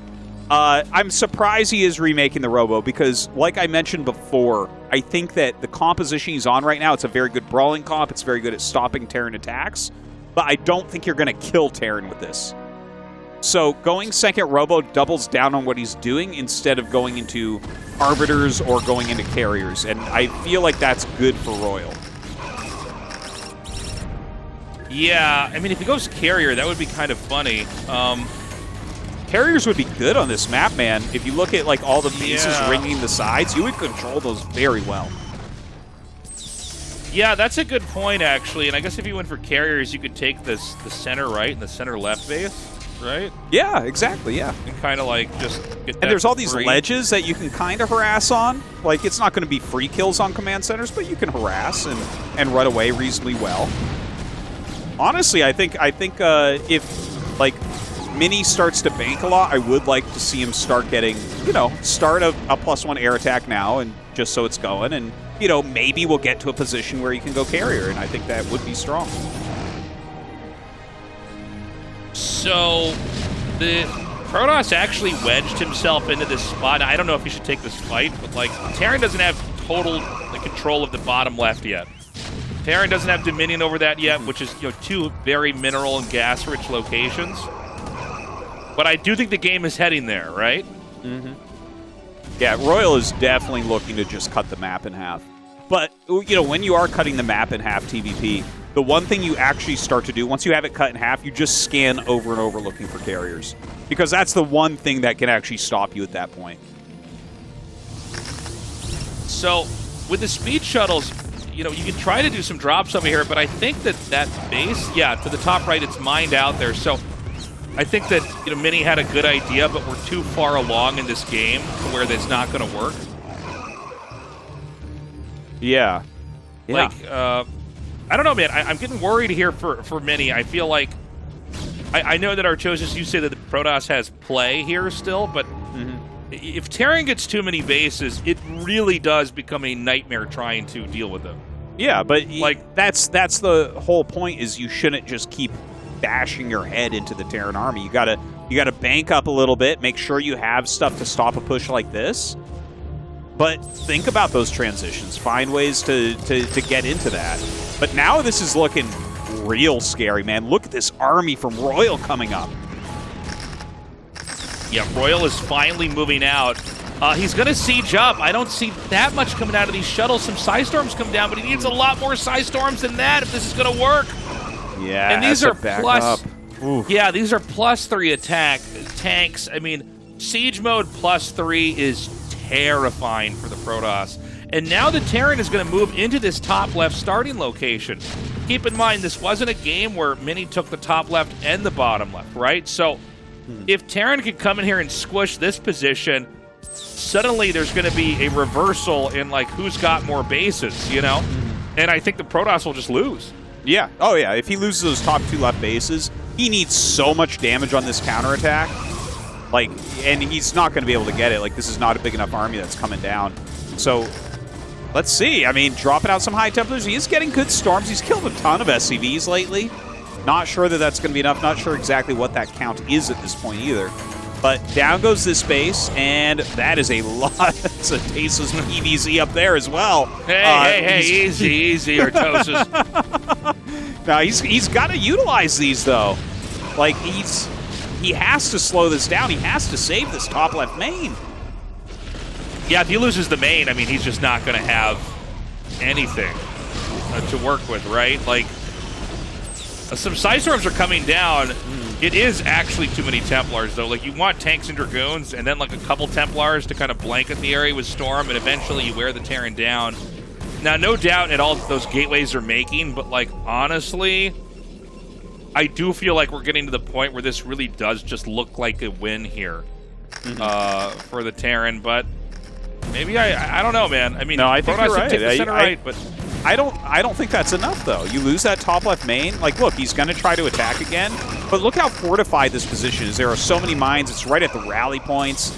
You are not going to break this with that army. Like, High Templars walking up and hitting mines and trying to storm. I think we're about to see a GG.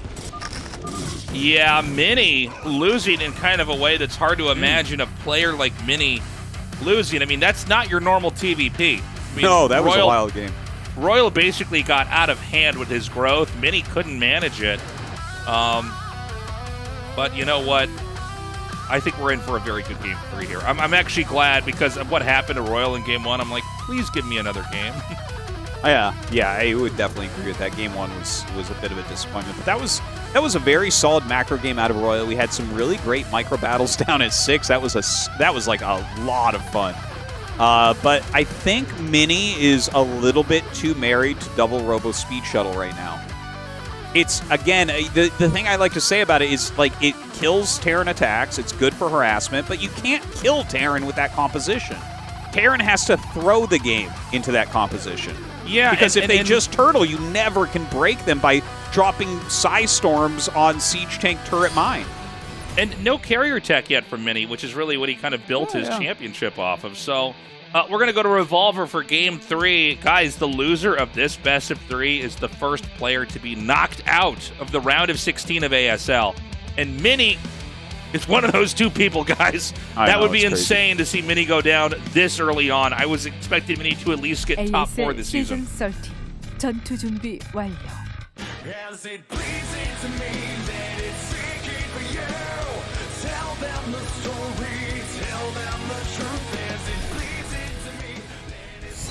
리볼버 SE에서 게임을 시작합니다.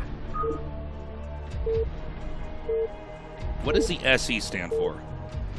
Revolver SE? Yeah, something edition, I think. It stands for something edition? I can't. No, not the word something, but it's like. Okay. Yeah, I can't remember. I knew at one point. I was like, I'm pretty sure it's not that, but okay. Yeah, well, you are right. Yes, it's not that. But I believe the E stands for edition. I believe so. Okay. Yeah. I know that I knew this at some point in my life, but it's not there anymore. You know, there's just like I looked at the bookshelf and there's just like a missing spot where SE used to be because who cares? That's funny that you used to know that and that was part of your knowledge that just sort of atrophied or just went away. Yeah, it's something that no one cares about, so I never had to recall it. You know, it's like basically everything in StarCraft I've known at some point, but like the more boring stuff, like what SE means, it's like for me that's not there. All of the trigonometry lessons that I learned in school, or I'm like I could not do anything that was taught to me in that class. Like no, not anymore, not anymore. All right, Revolver, bottom right versus bottom left. This was definitely a map where we saw carrier rush out of Mini before. You're right. He hasn't utilized that at all yet. Is it time for him to go back to how he beat Rush? Yeah, I mean, let's see. I think Mini is really capable of doing a lot of different play styles, but he is going to go for that Nexus first build. Again, I really do like the Forge right away. It does seem to be kind of the next step here for Protoss to kind of address these Marine SCV Vultro all-ins that Terrans have become so good at. So let's see if he does a Forge again. And again, you know, this is what makes StarCraft and real-time strategy games in general like so exciting is that like one group of people playing one race figures something out, and then the other side they solve it, and then there's a response. There's this back and forth. So like, let's say that Mini does go for that Forge again. Well, maybe Terran wants to go for siege mode right away and try to push in with a bunch of Marines. Like this is what is so cool. It's not just watching these great games, but watching the game itself get understood and then people play a new way. And I gotta point something out here, Tasteless. Yeah. Because Royal only checked the natural and turned around. Like, he did not go up into the main base. Yeah, he is looking for Nexus first, specifically. And he finds it. And he got... his factory was 10 seconds quicker than you will oftentimes see. Wow, so this... I mean, if he does not go Forge, he's getting busted, I think. Well, dude, his second pylon, Mini's pylon, is actually in his main. So this is... This is actually... among the greediest fast Nexus builds, right? Yeah, I think it's the greediest, isn't it? It's because like Nexus first, but your fly is open too. Like your zipper's down. Like it's crazy, dude.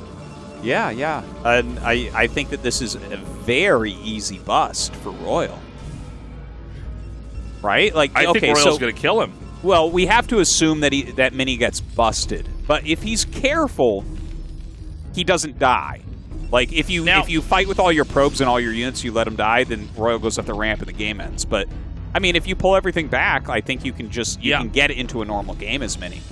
No, this is a good point, Artosis. Like, you know, and there's been some debate about this with, like, the very best of the best. Like, is it better to try to fight and save the Nexus, or is it better to actually just ditch it? Because, you know, when the Terran sends the SCVs, and I think this is actually 8, I tested this out. If they send 8 SCVs, they come in, they kill the Nexus, they go back home, they've actually lost, like, over 600 minerals. Yeah, yeah. So, like, they've lost more than the cost of the Nexus. So it's like this weird thing where Protoss can just make a couple more probes, but it looks like he's ready to try to duel here. Oh. 2 Zealots are out. I think if he duels, he's in trouble. Let's see it. Well, and he starts the bunker. Oh, good SCV micro. Just keep them in front of the Marines and keep those Zealots off, and you are in good shape. 2 Vultures massacring the health on these Zealots as well. Look at this. He's pushing forward now. A very aggressive posture here from Royal. He knows he's ahead. The high ground Dragoon is actually doing a lot of work here. The Vultures are not targeting Zealots. They were targeting that high ground Dragoon once again, but it is still going to be a bust. So the Vulture gets away. Now, how many probes were actually killed back there? I don't think that many, actually. It didn't feel like it, right? I mean, I wasn't exactly watching for that, but I don't feel like I saw that many workers killed here. And we had no doubt Dragoon range is on the way, but this is basically what we were talking about. I guess he sort of tried to take the fight, controlled pretty well, and then ran back anyways, which is interesting. And now he's going to make that robo, but the Terran does have this, like, you know, contain basically set up. Although he never sent the SCVs back, so, like, you've lost some money, you know, trying to ensure the Nexus goes down. What is coming across the map right now? Is that a tank? Yeah. No, this is a really good play. If you keep the bunker up, I think you send a tank out here, you make some mines, and then you just... You basically, I think, win the game, dude. If you... Oh, it was a Marine. No, it's a Marine. Oh, yeah, weird. I was going to say that... Like, damn, that's the fastest tank ever, but he did get a very fast factory. Now, laying the mines down is going to put the containment up. A Mini did go into Robo, which is pretty standard. That's why you got to double stack your mines always. Look at him just walk out. He's like, yeah, no problem. 3 Nexus now. But yeah, like you said, you do lose a lot of minerals busting that as Terran. And honestly, like, I mean, this position comes up so often, and generally what happens is double expansion from Protoss, and it actually turns into a pretty regular macro game, surprisingly, after an opening like that, right? Yeah, it's kind of a funny thing. So is this really like kind of the standard response, is if you lose the Nexus, just double expand? And yes, that is I would say 90% of Protoss, after losing that Nexus to that rush, just make 2 Nexuses, because you literally have like 1 tank, 2 to 3 Vultures, 2 to 3 Marines, and that's it. So you what do you think is the rationale? I'm sorry, I don't mean to run over you. What do you think the rationale is for not getting a Forge this time? Oh, I think it's just he got a Forge because the SCV was in his base immediately. So if the SCV is in your base immediately, there are units coming. There's no reason to let the Nexus go up. So I think it's literally just a timing thing for Mini, where if the SCV doesn't come, he just continues with his build, and that's it. Interesting. Okay. Very cool stuff here. So now we've got 4 gates. I don't know if Mini wants to go for carriers or not. You know, even though carriers have been very popular, especially since our last ASL finals, you know, I mean, Nexus first into carriers. I don't know that that's what he needs to do this time or not. I mean, there's actually many different ways for Protoss to play this that are completely fine. Basically, all the different ways Protoss can play are acceptable. Yeah, I would definitely agree with that. Like, you can do whatever you like in this position because his economy is going to get bigger than Royals. Not that Royals is poor. Like, he got home with like 5 of the SCVs, and, you know, he has his command center up quicker than the natural Nexus, but, yeah, Mini has a lot of options here. And I'm not sure exactly how he wants to play it. Like, he does have his second gas now. That's one thing I'm really watching after that rain game. Is how quickly these Protoss are going to take that second gas. So certainly he should be teching at this point, but what into? Yeah, he did force Royal to show that Royal does have siege mode here, which is a good play. Just kind of get an idea. You know, some of these Terrans, man, this was like a year or two ago, but some of these Terrans would like knock at siege mode that quickly, and you could just run up with the Dragoons and just go kill them. Oh, yeah. Yeah, dude, Rush, the finalist against Mini last season, I watch a lot of Rush games. There are games where he's running around with the Vultures so much and has a dropship and stuff, and he won't get siege till after 10 minutes sometimes. And I'm just so like, crazy. wow, that is absolute madness. Yeah, it's kind of crazy what you can do if you delay that, right? I mean, it's so much gas. Yeah. So, third command center starting, and this is basically looking like your standard PvT here. Good scan. He's going to snipe the ops. Yeah, looks like another The factory Obus coming down as well. Oh, the scan sees the carrier tech. Yeah, and that's pretty perfectly timed. You see the moment that the fleet beacon's going to start. And that means that you just, like, you know the exact timing of when the carriers are going to come. Now, I think this should allow Terra to maybe do a push before the carriers really become a factor. I'm trying to think about that, because the way he's playing, like the speed of the third Nexus, I think that the right play here for Royal is to get very close to max. Like I think the best timing that he should be able to find.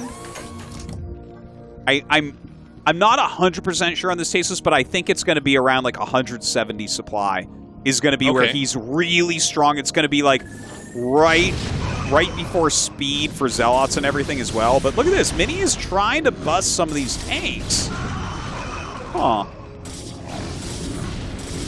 Okay, so the Zealots are just going to get dropped over here. And honestly, like, it's a pretty good bust for Mini. Like, he punished that pretty effectively, but the Terran's still going to get this third base up. I don't know, maybe with the Dragoons he could try to snipe off another tank here. Yeah, it looks like he's going to do just that. But I think you're not... are you really supposed to play like that when you're transitioning to carriers, like spending your army? Because, like, in these types of situations, Protoss only have 4 gates. And look at the amount of factories. I think now the push timing has moved way up here for Royal. Well, because I think you might be right. You can't... but 4 goons at a time is nothing compared to I have 6 tanks and I'm making 8 vultures at a time. It's just nothing. You might be right. I mean, the thing is, if you can snipe a couple tanks and then the carriers get out, like, it's so weird, like, because I've been going carriers, like, a lot since our last ASL finals, and it's this weird thing where I feel like a lot of times I win the game if my carriers have sniped enough tanks. Like, I'm looking for moments to kill tanks, then when I have to fight Goliaths, I will. But if I kill off enough tanks, then my ground army just wins the game anyways. And so he did drop that tank count a little bit, right? And I mean, he does still have the 2 shuttles. These are not speed shuttles, by the way. But, you know, he can try to thin that number out. But I think there is something to what you're saying as well, where it's like, well, you know, without those Dragoons and Zealots, can't you just attack him earlier? And I feel like, yeah, but here we see Royal not moving out yet. Well, before splash damage, the Terran army just, like, really kind of outscales, right? Right. Like, you can just, like, clump all your units up, and the Zealots aren't going to do that much once you hit a certain supply amount. And, like, this is the one big transition that Protoss has, which is carriers. And when you're throwing units at Terran during that, I don't know. Like, look at this podunk Protoss ground army. That's not scary. Yeah, like, it's not... I don't know. It's... The thing is, if Protoss can get up to 6 or 8 carriers, that's going to be an issue. And, hold on. Protoss is going to have to actually try to stall and snipe whatever they can here.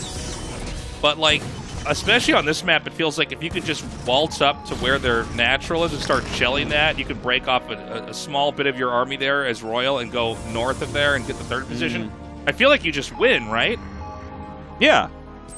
I mean, yeah, no, I think so, Taste. Yeah, like, I do not like Mini's position here. His army can't really stall very much. Look, he's, like, doing kind of a desperate counterattack, but even just the units coming out are going to be reasonable against this.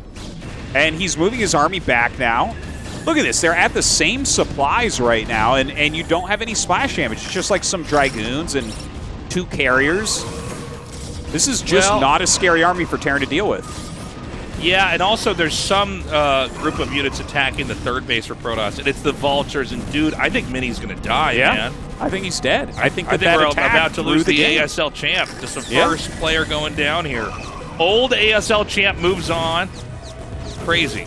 I know, and it's like he chose, right? Like he had the most power in the group selection phase. He chose Light, and then I mean, I definitely think that it was a misstep when he attacked in. You only have 4 gates. Like Terran has counterattack potential, but look, here Mini has Zealot speed now, and he's trying for a counterattack. I mean, he's basically a 2-base Protoss at this point, but I guess let's see. His carrier count is getting higher, so there's still a little bit of comeback potential, I think. Yeah, he's got 5, which means there should be a 6th one about to pop out. So maybe. I mean, the carriers are, it's a very weird thing. You get in a lot of these base tradey positions, and also the geography of this map is kind of funny. Like, Protoss can kind of just, like, rush into this third base and then run away if the Terran comes. So, let's see. I mean, 5 carriers, and I don't know if Terran is going to push down here or not, but, like, this area in between these 2 bottom bases, you can, like, put carriers there and snipe Goliaths and whatever else you want, you know? So, like, I don't like this for Protoss, but I don't want to count Protoss out yet because they did get that carrier count up to where, like, things get a lot more complicated for the Terran, you know? Yeah. When the carrier numbers start getting up 5, 6, 7, 8, that type of thing, it's like that's actually very scary. That outscales just about everything. Like the damage output is second to none, and the microability is gigantic. So Mini is trying to give himself a chance here. One thing to mention is that there is no science facility. There are 1-1 upgrades on these Goliaths, so that's not nearly as good as 2-1. It takes an entire extra Goliath shot to kill an Interceptor. So, you know, he's sniping what he can. And look, I don't think that, you know, even though there's a lot of carriers, I don't think that the Protoss can kill the Terran. Like, there's so many Goliaths, but it also stops the Terran from moving up north. Now, unfortunately for Mini, he's also expanded here. So, like, I feel like Terran could probably just try to take a big fight down here. Yeah. And he should, too. Like, you want to actually bring this game to a head right now. He's got, look at that, 170 supply. That's, like, where you're basically able to fight even a maxed army out on kind of open terrain if they don't have any splash. And there isn't that splash damage. Mini's economy not looking so hot. Doesn't have any real bank.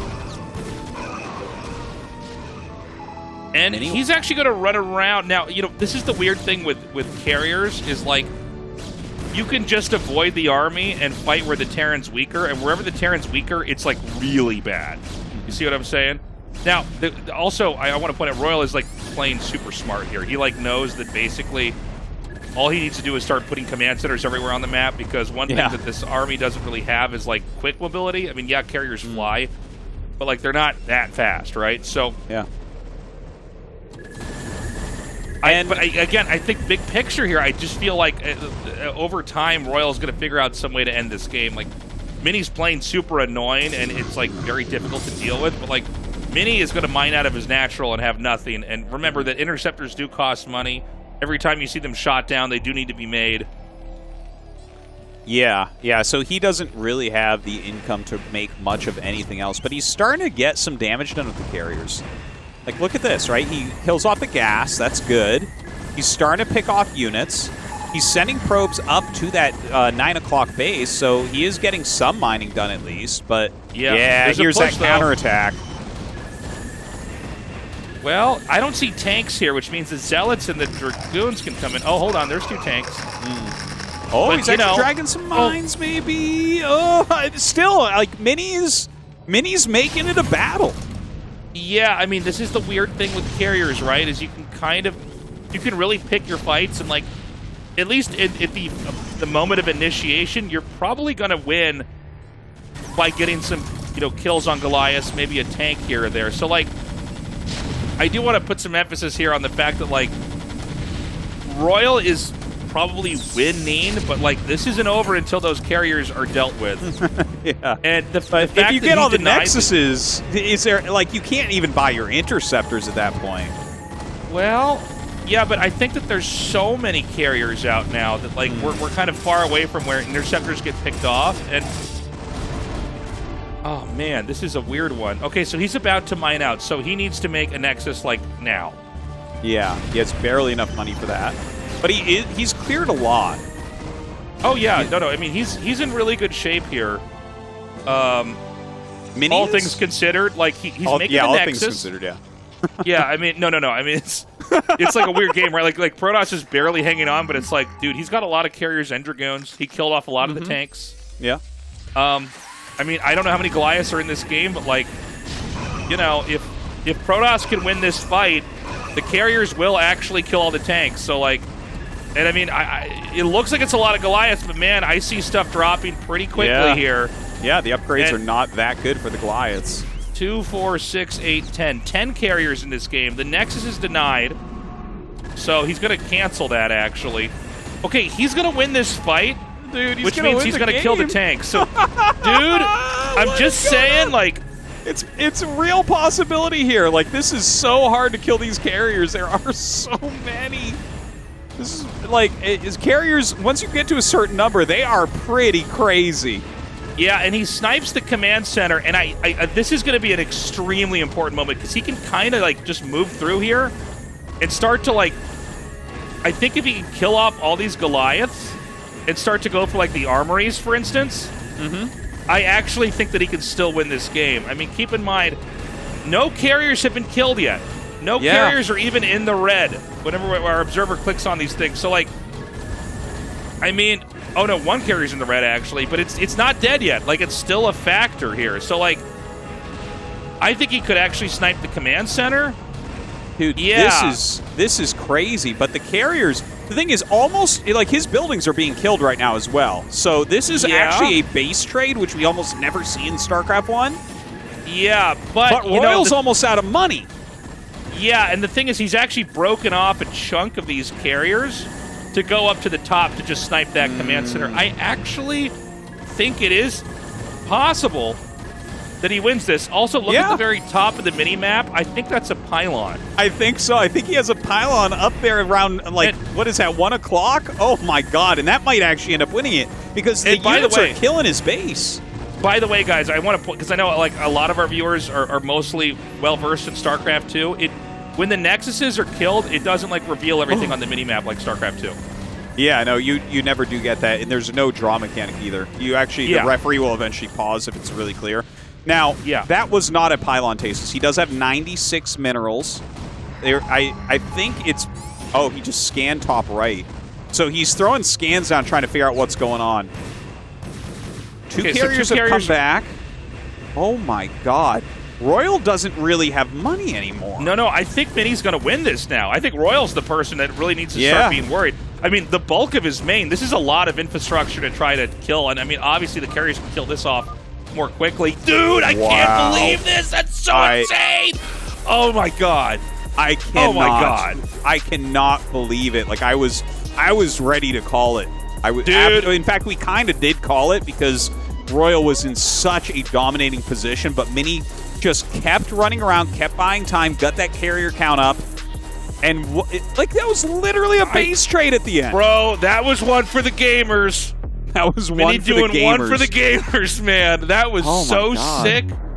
I can't believe that game. That was one of the craziest games I've ever casted. Like, it was so weird watching it. I'm like, well, hold on. Like, 10 carriers is a lot, right? Like, and it's hard to get the Goliaths, especially when they're in your main base. It's hard to get them over there to do that. By the way, super, 5-head, 4 million IQ play to, break off the carriers and, he's like, okay, I actually only need 6 here to kill his main. Dude, Mini wins, and he will be playing in our next match, man. He's got to be exhausted after that. Guys, short break. We'll be right back. Streets nobody wants to go through. Earn these stripes made of lines that can't be undone. I've been high. I've been coming up hot for a minute. Everybody let it drop when I'm in it. Everybody let it drop when I'm in it. I've been coming up hot. 힘들어도 어려워도 이렇게 멈추면 내가 아니지. 오늘이 뭐야? 새로운 나를 만든다. 나의 레벨은 다르다. 어나더 레벨 핫6. 어려워도 이렇게 멈추면 내가 아니지. 오늘이 모여 새로운 나를 만든다. 나의 레벨은 다르다. 어나더 레벨 핫6. 아침은 라떼 홀리 점심은 라떼 홀리 저녁엔 라떼 홀리 풍부하게 달콤하게 라떼 홀리 달달한 충전이 필요할 땐 칸타타 라떼 홀리. ASL 시즌 13 Unlimited. Dude, I wish you could, you guys could see my face right now. I just have this big smile on my face from that last game, man. That was just so sick. What an exciting game, dude. Yeah. Yeah, no, that's what it's all about, man. And even game 2, like with all the Robo versus Wraith play, was like so unbelievable. So a great series there. Mini advances to the final match. Reyes to play the man that he thought he should choose right off the bat, Tastosis, who's already beaten him once tonight. Dude, he's got it. Lights going down, dude. Did you see what Mini did, man? That last game, dude. That was for the gamers, man. Mini called me on the commercial break. He said it was for the gamers. He winked at me, man. Well, I got bad news for you, Tastosis. Terran players are not gamers. We take this very seriously. They're fake gamers. And let me tell you something. Mini's going to win this for all the gamers out there, dude. It's going down. Oh, no. Butter. Oh, dude, we're going to start this on Butter? I wasn't ready for that. Dude, there's two-player maps. Light's dead, man. Mini moves on to the round of 8. Man. Who knows where the first pylon goes, guys? No one. Not even nobody. Mini doesn't even Mini know doesn't yet. know. Mini's got a crazy wheel he spins to decide that. Oh man, we're already gonna go into this game, guys. We're already gonna go into this game. I'm terrible at casting. Guys, last best of 3, go. 버터에서 게임을 시작합니다. 버터에서 게임을 시작합니다. Artosis. All right. The game is gonna 시작. All right, we're ready. Whew, Mini. I wouldn't even be ready. I wouldn't even be ready. Like if I was Mini and I won that last game, I'd be like, guys, just let's do it tomorrow. You know, like let's. And everybody would look at each other and be like, he's right. He's right. Light's We like, can't no, top I'm that last busy one." tomorrow. I can't do it. We have to do it tonight. Uh-oh. Artosis. Yeah? Who would have thought that on a map like this that Mini would just send a probe out right away? This is crazy. What? I've never seen this before on a 2-player map. And it's a bad sign, too, because as we watch this probe go through the desert, I see a lot of Terran corpses buried in the sand, like the little doodads on the map. There's some Terran bones. What else do we got? There were 2 SCVs buried in the sand at the top. And look at this. There's like a little dynamite thing over here. I've never really looked at the doodads on this map. Dude, look at this location. That is a very close proxy gate. No, I haven't really taken a look either. But yeah, all these desert maps, there's all sorts of dead Terran vehicles in them, and bunkers, and like, you know, it's a Terran graveyard. It's the only map tile set that I would say is really truthful to the core of StarCraft. Gateway put down here. By the way, where the this mineral is going to be 2 gate, right? No, I think it's 1 gate. I think it's... Oh, no, because he's not going to steal the gas. Well, he can't make 2 gates. I don't think it fits. Well, Light's been going 11 gas, so 2 gate would be really a decent counter to that, I think, right? Or he just doesn't want to show the probe? Yeah, I think he doesn't want to show the probe because the moment you see the probe, you're like, oh, okay, here we go. By the way, where the mineral is, touching the gateway, the Zealot pops out to the right, not the left. So, Light doesn't check his natural. See, these players don't play ladder. They don't play the same ladder as me, Tasteless. That is for sure. Okay? It's true, man. Dude, you kidding me? You have to check your entire main base on a 2-player map and your natural. Okay? He's going to have one Marine. He's going to start a factory, and a Zealot is going to prance in and make it so his factory will never finish. Watch this. Because you go second depot after factory with this build. So I love Artosis just kind of like reliving his ladder experience now here. I relive it every day, Tastosis, and now Light gets to feel what it's like. See? Canceled. Because he knows he can't finish it. Because he didn't scout his natural. So, I mean, the scary part about this is not just that the factory is canceled, it's that he's already getting a cybernetics core, if I'm seeing the minimap correctly. So, like, Dragoons are going to come, man. And, like, the Zealots are already a huge pain in the ass for Terran. But honestly, dude, like, once the Dragoon starts to get there, you literally don't have anywhere that you can make a factory that the Dragoon can't run up and hit. Yeah. So, yeah, like, you have to go Marines nonstop and take control of your main base. And when Dragoon range finishes, you can be hard locked out of a factory for the game, unless he makes the factory somewhere on the minimap. Now, yeah, and look, he's just trying to keep like pretty high health on these Zealots as well, I think, which is very smart. Flanks with the third Zealot. Oh my god. Oh, and look now he at can that. actually zone him out. Oh god, it's disgusting. It is disgusting. And you're right, the Dragoon is going to come in. It's going to be rough. He has to make vultures, but with range on the way, that, like you were saying, like that's where it gets painful. This is tasteless. To win this game, I feel like Light has to go one-base siege mode at this point. Yeah, I think you're probably right. Okay, nice SCV control, honestly. Like, that's going kind of mind-bending how well that went for the Terran for a second. But again, Zealots, nobody knows how many hits it takes for a Marine to kill a Zealot. Nobody has any idea, but it's a lot. Yeah. Uh-oh. Zealot has to want to die to fall to the Marine. Well, tasteless. Another great two-player map game TVP. I'm really enjoying it.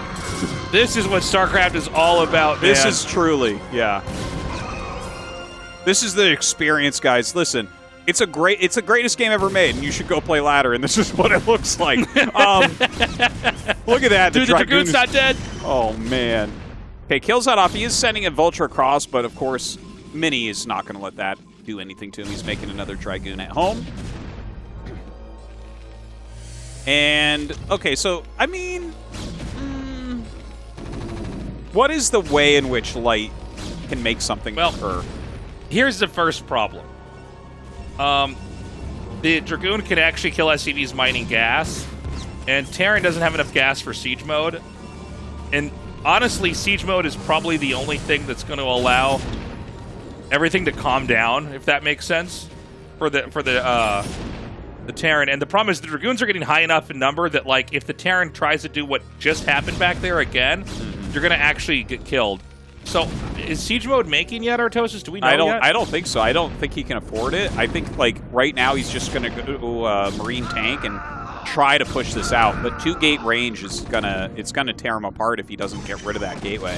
Well, he dropped one of those Dragoons, which is kind of crazy, but oh man, with the third Dragoon out here, I mean, I just don't think this is going to work out. I think he's going to GG now.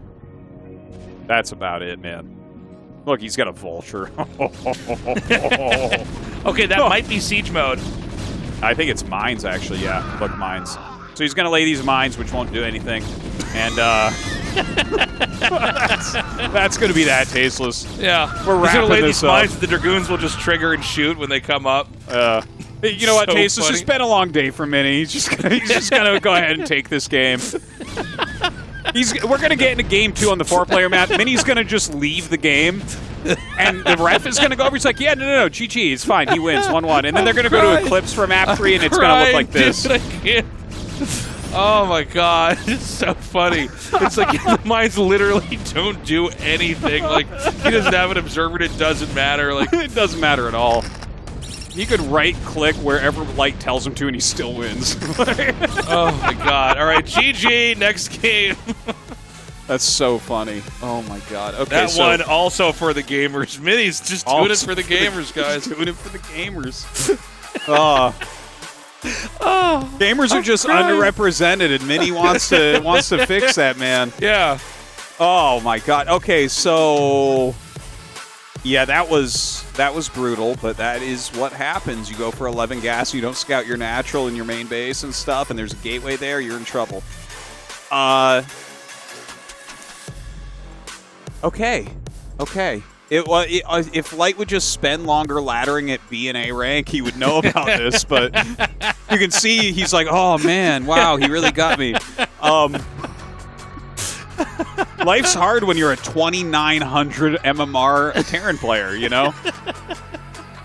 I'll tell you, man, not sitting that Probin was so smart because I feel like every other game we've ever seen, the Protoss just sends the Probin, the Terran's like, here we go. Yeah. You know? But to just blindside him with that is something else. Mm-hmm. So Allegro. It's a solid map. We already saw really strong games here. Allegro sounds like some kind of shampoo that stops you from having deodorant. Like, just try using Allegro. Allegro and shoulders. Yeah, Allegro and shoulders. Let's do this, man. Mini up 1-0, dude. Let's get these Terrans out of ASL, Artosis. Let's get them out of here. All right, I'm going to solo cast the round of 4 when we're done here, okay? No Terrans allowed. 알레그로에서 게임을 시작합니다.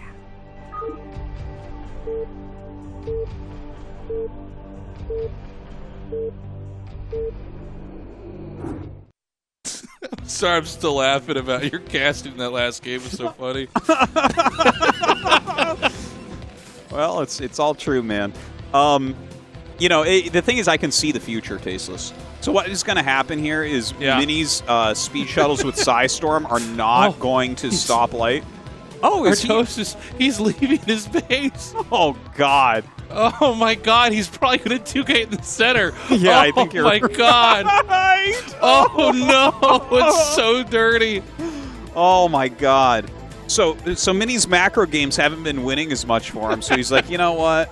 These 2-player map strats these are prime. So let's go. I want to point out, like, 2-gate, it's 2-gating in the center is kind of like the Protoss' version. In this matchup, it's the Protoss' version of, like, Terran making their barracks in the middle of the map versus Protoss. Let me try to unpack that so it makes sense.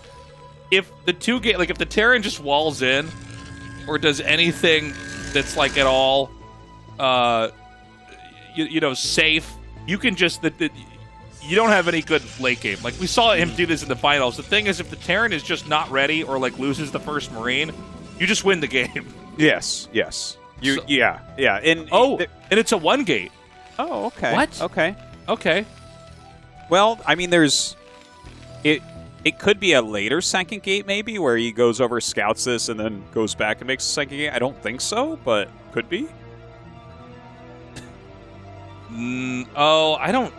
Maybe.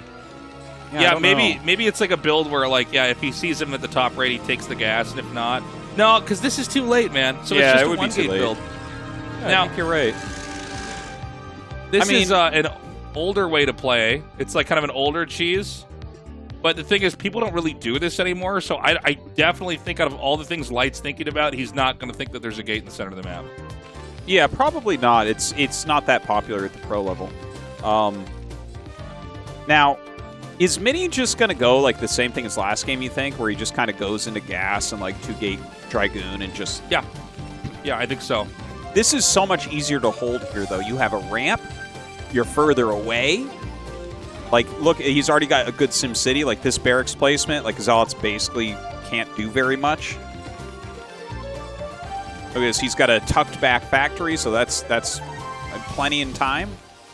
All right, sees the Zealot. Yeah, this is not really an issue, I think. Yeah, you know, I'm surprised that Mini went for this. I do feel like the 2-gate is kind of a little bit stronger. Because see how the Marine guys fits in between the command center and the barracks? You actually can't get the Zealot back there. So if you go for 2-gate Zealot, you can at least, like, kind of start hitting SCVs and kind of try to force something. But, like, but it's just pretty damn all in. Like, if you hold it, you're dead. Yeah. And again, this gateway could not be as close as the one in the last game, because in the last game, you know, he knew the opponent's starting location, so just like went there. Now he's getting some actually pretty phenomenal kills on these workers. Yeah, he is killing a decent amount, that's for sure. And I mean, getting any hits on these Marines is really, really helpful. like if you end up losing all these Zealots and the Marines all have full health, a counterattack is actually sometimes deadly. So you do need to put some damage on. Look at that blocking. Oh my god. Absurd. The Zealot just completely stuck for 100 years. Yeah, like it's a very, I think, sobering experience to kind of see how quickly this is shut down, and also why people don't center one gate really anymore.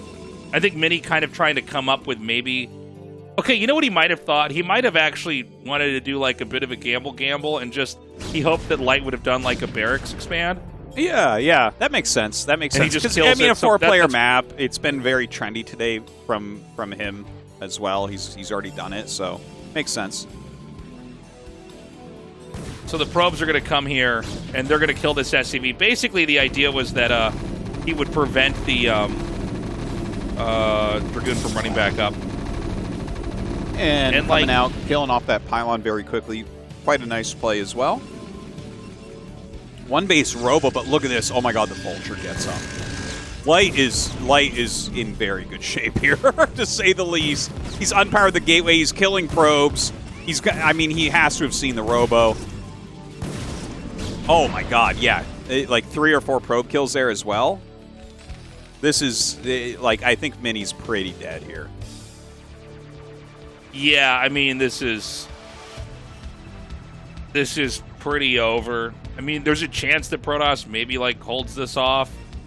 Oh, actually, probably not. I thought there was 2 Dragoons, not 1. But, like, yeah, I mean, Terran's basically winning now in every possible way, so. Yeah. And he's making the command center, which is the most important part. So even if his attack doesn't do anything, you can't have a Nexus right now. So his command center is so much quicker no matter what. Oh, and the SCV gets in front of the Dragoon, so it can't even get up the ramp. Yeah. It's just, yeah, I think we'll see GG here just in a second. Some Terran justice is served in this game, man. But what will Mini do in Game 3? Well, it's Eclipse Tastosis, so he'll make a gateway near Light's base and then other stuff too. Yeah, it looks like our Dragoon is going to go down. Just, yep, that's it. GG. All right, the final game of the evening, man. It's tied up 1-1. Super cheesy play for Mini here. Yeah, both games now with that proxy gate. And the thing is, Eclipse, it's like, does he change it up and go like for a Nexus first, or maybe even a Dragoon opener, because he has done so many proxy gates now? Yeah, that's a good question. I mean, yeah, I don't know, man. Let's find out. You know, it's a tense moment here for Mini. He's been playing down and dirty, but, you know, it's whoever takes this next one. Eclipse is not the easiest map for Terran. It's already hard for Terran in 1v1 maps, but, you know, there's so many different things Mini could try to do here. Yeah. And that's really the test for him. What does he actually end up opening with? And, of course, Light. Got to be careful. You don't want to get, like, rolled over by a giant attack like we've already seen tonight on Eclipse. So you can't play too safe. You have to play pretty safe, but you got to kind of tread the line. All right, guys. It's weird because I don't know who I want to move on, right? Like, I mean, both these guys are basically the stars of their race in the modern era, but it's kind of crazy to think that one of them is going to be knocked out of ASL in the round of 16. Not even close to the finals. Yeah, that's very true. ASL season 13. All right, guys, the final game of the evening, Mini versus Light, to get that second spot in the round of 8.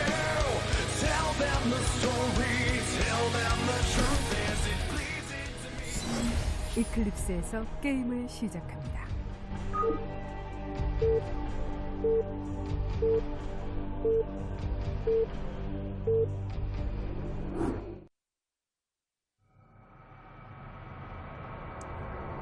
All right, we have in the top right, Mini. And in the bottom left, we have Light.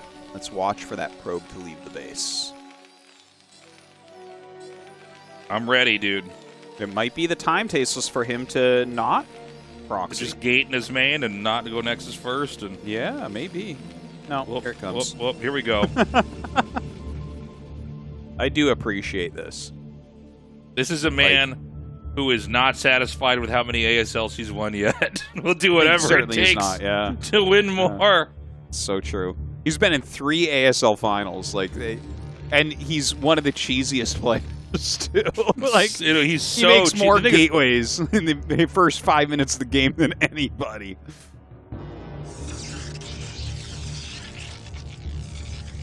So, I wish we could actually see when he's going to make the gate. Is the gate on 9? Okay, I thought for a second. There was a really old build where people would make like the pylon on like 7 and the gate on 8, and it's like crazy how fast the Zealot gets there. But this is going to be gate on 9. Yeah, I think it's probably a better choice. And I assume this is a gas steal as well. I mean, I think pretty much now the only way to do this is gate and gas steal. And are you going to cancel SCV? No, he's not. So he's actually being a little bit more wary of a proxy gate this game. Right, we've seen him snag his gas, and he had opportunity, but this is the way I would say most higher level Terrans do it. Some Terrans do like to snag their own gas, but you're weaker against the Zealot rush then. And you don't know if it's there, obviously. The SCV going to come out and check that location probably. That is one of the bigger issues. And this is like, he's not even trying to hide the gate, by the way, guys. Like, you could have put it a little bit further up. He doesn't even care. And so he's going to go double barracks, which makes this game crazy because 2 barracks it's probably one of the more straightforward ways to stop Zealots. But Marine tech, even if you want to call Marine tech as it is like a tech, but like you're not going to be in a great game later on, great shape later on, excuse me. Yeah, you have to really utilize your Marines well. You have to stomp the rush. You have to get your gas off. You need to kill their pylon, and you need to counterattack if you go 2 barracks. Like, you really do need to do all those things and trade your Marines out as best you can, because you end up with 8+ Marines a lot of the time if they just keep making Zealots. And it's like they're going to be useless otherwise. So, one thing to keep in mind with the double racks is that even though the Zealot has a much harder time fighting the Marines, it's really important that you keep them off of retaking the gas. Yeah. Probe is actually the first thing you want to kill a lot of the time. Right. And so, I don't know how many more Zealots he wants to send into here. All right, he's going to maybe get 1 kill on this SCV. No, good pull away there.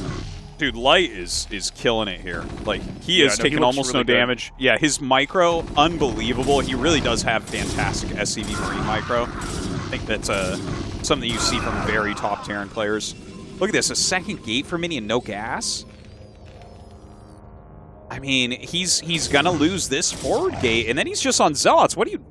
I don't like this for Mini very much right now. Well, yeah, I think he should have been careful with that second Zealot that he lost, because you really need to keep the number high enough. Now, 2 Zealots is enough that you can kill these Marines, but with Micro, that makes the math a little bit fuzzier, right? So, oh my god, he's going to kill the pylon. Dude, I think Mini might just lose this. It's possible, but like, there's not that many Marines to push up a ramp right now. But he's going to rally it as he should. It's going to be 2 Zealots, core on the way, no second gate or anything. I mean, I like it for Light too. I think Light's in good shape right now. I would like to see the counterattack though, honestly. I agree. Lifting both the barracks, so he's not going to commit to any kind of Marine tech. We're not going to see like an academy thrown down here and like medics made. Oh my god, he's making a Nexus Tasteless. If Light had done the attack, he would just basically kill him. Yeah. If he had just made Marines and rallied, yeah. Yeah, no, if he had just made Marines, this would be over. He might want to land those barracks, to be honest, when he sees this. I think it might be too late at this point. Like, if he had constant Marine production this entire time, he'd have, like, 15 Marines or something right now. Like, he could attack, move, and kill everything. But in this case, yeah, the Zealots fighting as best they can. There's going to be Dragoons out now, so he's going to have that micro potential as well. And so we go into a normal game, basically. I guess so. Oh, he did land them, and is making Marines. This is so wild. Okay, he sees that, which is very big. Yeah, if Mini doesn't go Reaver, I will eat my hat. Like 100%. You see those barracks landed and pumping. It's like you have to go Reaver. It's the safest thing. But I think Light only landed them to refill his Marines for the bunker. Yeah, well, I mean, I think the Reaver is the most obvious response, I think, for a Protoss player when they see more Marines are being made. But the barracks has been lifted off, which again kind of signals like you don't have to go Reaver. Then again, you know, Reaver is like just kind of a good thing to have. Yeah, I mean, it's always a very useful tool. The Protoss toolbox, slow everything down, force turrets. Definitely should be seeing that coming up. I love the third Nexus as well.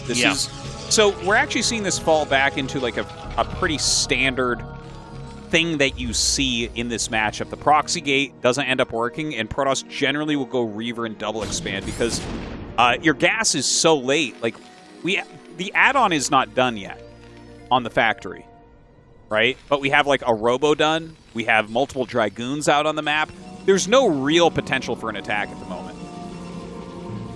No, I mean, I think they both are playing this correctly. Like, there's no obvious attack opportunity here. Like, he doesn't have a single factory unit yet. Excuse me. And so Protoss just double expands, and we go into actually a pretty ordinary-looking game. Like, if someone were to just show up here to this game, you would have no idea that this was actually a proxy gate.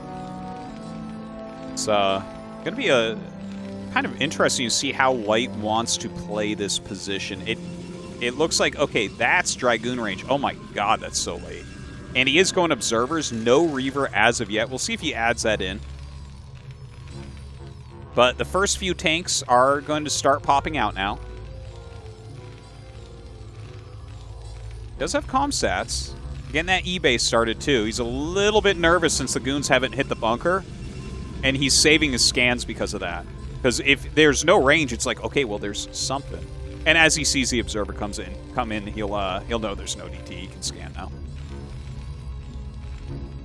Yeah, and you see the two machine shops going. A lot of times I feel like that's a sign that they might want to attack out, but I think in this game it's a totally different beast, right? Because it started out so weirdly. Especially seeing an armory here as well. So when exactly would Terran want to move out? Or does Terran want to focus more on trying to get a third base? Oh, well, it's a great question. And honestly, I think you are not actually able, with a winning percentage, to break your opponent in this type of position. So the things that I've seen some Terran pros do more recently is like 6-fact pushes here, where they get the Goliaths out, they get +1 going, they get a good C-chain count, and then they just rally Vultures and try to do something there. And something like that might work, because it looks like Mini is actually going into Carrier. So that would be ideal here for Light. I think that would give him the highest percentage chance of winning by far. Of course, he doesn't know that quite yet. Goliaths are going to spot this Observer and kill that off, but that's a pretty big find. You know, he got in over the turrets and sees the factories there, so you know, it's going to be pretty clear to Mini that he needs to first and foremost be able to hold a push. Tasteless, look at this. What? He's going to make a fire bat. Oh. He's going to make fire bats. Oh my god. And it's going to do it. The fire bats are going to be amazing. They're going to pop out where probes can't surround them. You see that? Yeah. Oh my god, Tasteless. This is the greatest thing ever. Fire bats against Protoss. This is so funny. Bad players were right. Literally, it's like you can forget the fire bats in the game in a matchup like this, and he's making another one. It already got 2 or 3 kills, and like, the funny thing is that, you know, normally the only thing that you're afraid of is drops. Yeah. But like the idea that he already had an academy, so he's like, no, actually, this kind of makes sense, dude. This is insane, and he has to kill his own pylon. It's going to take a long time. The amount of damage that those 2 fire bats did. And the third one is still going to do as well? Oh, I guess not. The Dragoons get in. But maybe he can get another probe. No, it doesn't look like it. But that's amazing. And that's just like the second racks that you don't need that he's scouting with. And it's funny, too, because like Terran may find a good position to move out in here. I guess he's just going to have this kind of foothold outside of his base. But like, that was a lot of kills. That was. That was fantastic. That was an amazing harass. Oh, he's going to move through the blind spot. Oh, this is one of the best moves, actually. If you get sieged up in that little nook and build like 2 turrets, you're invincible. It takes 4 maxed armies to break that. No, it's this funny thing, like, because of those fire bats, the Protoss is not going to be ready for this. And, I mean, he has stuff. He's not actually ready for this specific angle, but, like, I think Terran's going to be able to get in here, man. This is huge. He has a pylon there, so he's watching for it, but his army is not really situated to stop this from occurring. Now, he can go for a counterattack, or maybe wrap around and try to flank it, but the goons can't fight here. They just cannot. Yeah. Yeah, and this is a really scary moment here. I think you're right about the counterattack, but, like, if he can just get something that can see over here and he can start to shell that base, that's going to be crazy. Yeah, it looks like he is going to push forward here. No mines laid, so Light's defense a little bit harder than it should have been. But Siege is in a beautiful location. A bunch of Zealots walking down. They do not have speed yet. They're trying to get over here on top of these tanks. The targeting here from Light is very, very good, but he's going to have to actually address these Zealots here. And he's picking off these tanks. And honestly, I'm getting worried for Mini here. There's enough tanks out, and he's going to get into an even better position. There's 2 siege tanks in siege mode here, and the bunker is full of Marines. Mini is in hot water, guys. Yeah, he's trying to make those carriers. Who knows? Oh, I mean, there's always a possibility of coming back with that, but he is going to end up losing this Nexus. No real way to save that, unfortunately. He will still be on 2 bases, though. You need more anti-air than what Light has up here. Yeah, so the Nexus goes down, and there's no interceptors in the carriers yet. Also, let's not forget that pylon that was destroyed. Now these vultures can come in. This is amazing. Oh, dude, this all Mini goes back to the fire bat. Yeah. Dude, the fire bats, like, I mean, if he doesn't lose all his probes at this 3rd base, the position is not nearly as bad. I think it's still Light favored, but that's the fact that he gets every probe there now because of those fire bats, and Mini just forgot to remake the pylon. Brutal. So, I mean, I do want to point out that Terran lost a decent amount of tanks. Terran does not have a 3rd base. The Terran is going to give up these vultures here, and probes will be transferred back over here to this base. But Mini's not in a terrible position. I mean, Light, I think, is definitely favored here. But I just want to, you know, after seeing the game against Royal, I'm like, anything's possible if you get enough carriers, man. Yeah. But look at the amount of probes going down. Light is not going to fall to this, man. He is macroed up so hard right now, taking his 3rd base. He is going to have a ton of Goliaths, and there's just not a lot here for Mini right now. He's down 30 supply. Yeah, and I think that there should be enough Goliaths in the game that he should just be able to overpower the carriers. And in fact, it looks like Light is going to go into Wraiths at this point as well. Oh, this is smart. Yeah. So he's going to have this ace up his sleeve that could just end the game outright. But at the same time, the Goliath production is pretty good. And I think this is like a super favored Light game right now. Yeah, definitely do agree with that. Like, Mini needs a lot of things to go his way to end up winning this one. And I do love the Wraiths. That's definitely something that Light mixes in more than every other Terran players. He is completely willing to go into a Wraith-based game against carriers. And it's a great opportunity here. Like, look, he just scanned and killed that Observer. That's not like a weird move or something. You see an Observer, you kill it. That's not odd. So, yeah, it doesn't telegraph the Wraiths at all. Yeah. I mean, there are ways to kind of telegraph. Like, if you're fighting the carriers and you start sniping Observers in the middle of the fight or something, but I think Mini's going to get caught off guard from that, and I can't imagine how he could possibly win if he loses the carriers. Yeah, and so he's going to start generating a threat over here at the natural. I'm sorry, Tastosis, is there no Observer with these carriers right now? I don't see none. One. Not a one Tastosis. He's getting a few SCVs here and there. Oh, man, a few tanks killing off those Dragoons. Looks like he's trying to get into that 3rd. That's not going to end up working out for him. The carriers, I mean, they're harassing. They're doing okay. I think everything's going to fall apart here for Mini. You could see even the carriers alone couldn't do anything. The ground army now is actually better, even without Goliaths right now. Light, you know, he has had to go through quite the best of 3, but it seems like justice will prevail, Artosis. Yes. And that we're always happy when justice prevails, because that means we get a Terran in the round of 8. And oh I mean, God, this is basically play. the end, man. Yeah, the defending champion is no longer defending, unfortunately. There is not a comeback here. Yeah, this is all over, man. There's no way to, I think, win from here on out. I mean, he did keep the carriers alive. I thought he was going to lose a little bit more, but, like, the Nexus is being targeted. There's so many more wraiths about to be brought into this game. And he can't even keep his probes alive at this point as well. No.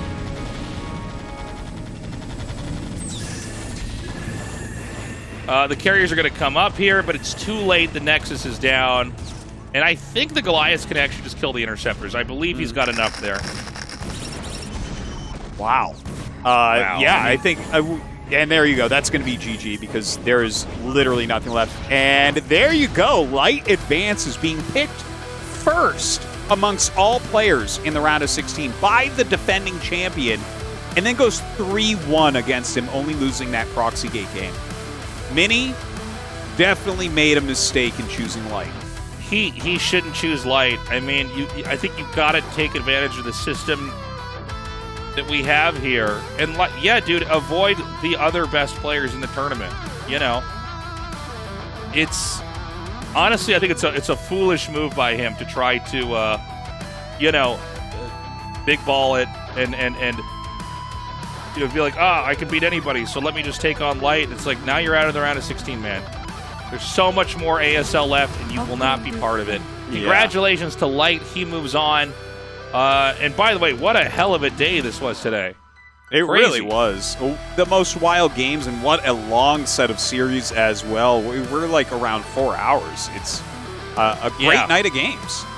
PBTs are crazy. ASL 시즌 16강 A조 경기 모두 함께 하셨습니다. 16강 첫날부터 꽉 채운 경기를 보실 만큼 정말 명경기들이 많이 나왔는데요. 명경기 끝에 오늘의 두 번째 8강 진출자가 탄생했습니다. 테란 이재호 선수 만나보겠습니다. 고생 많으셨습니다. 축하드립니다. 감사합니다.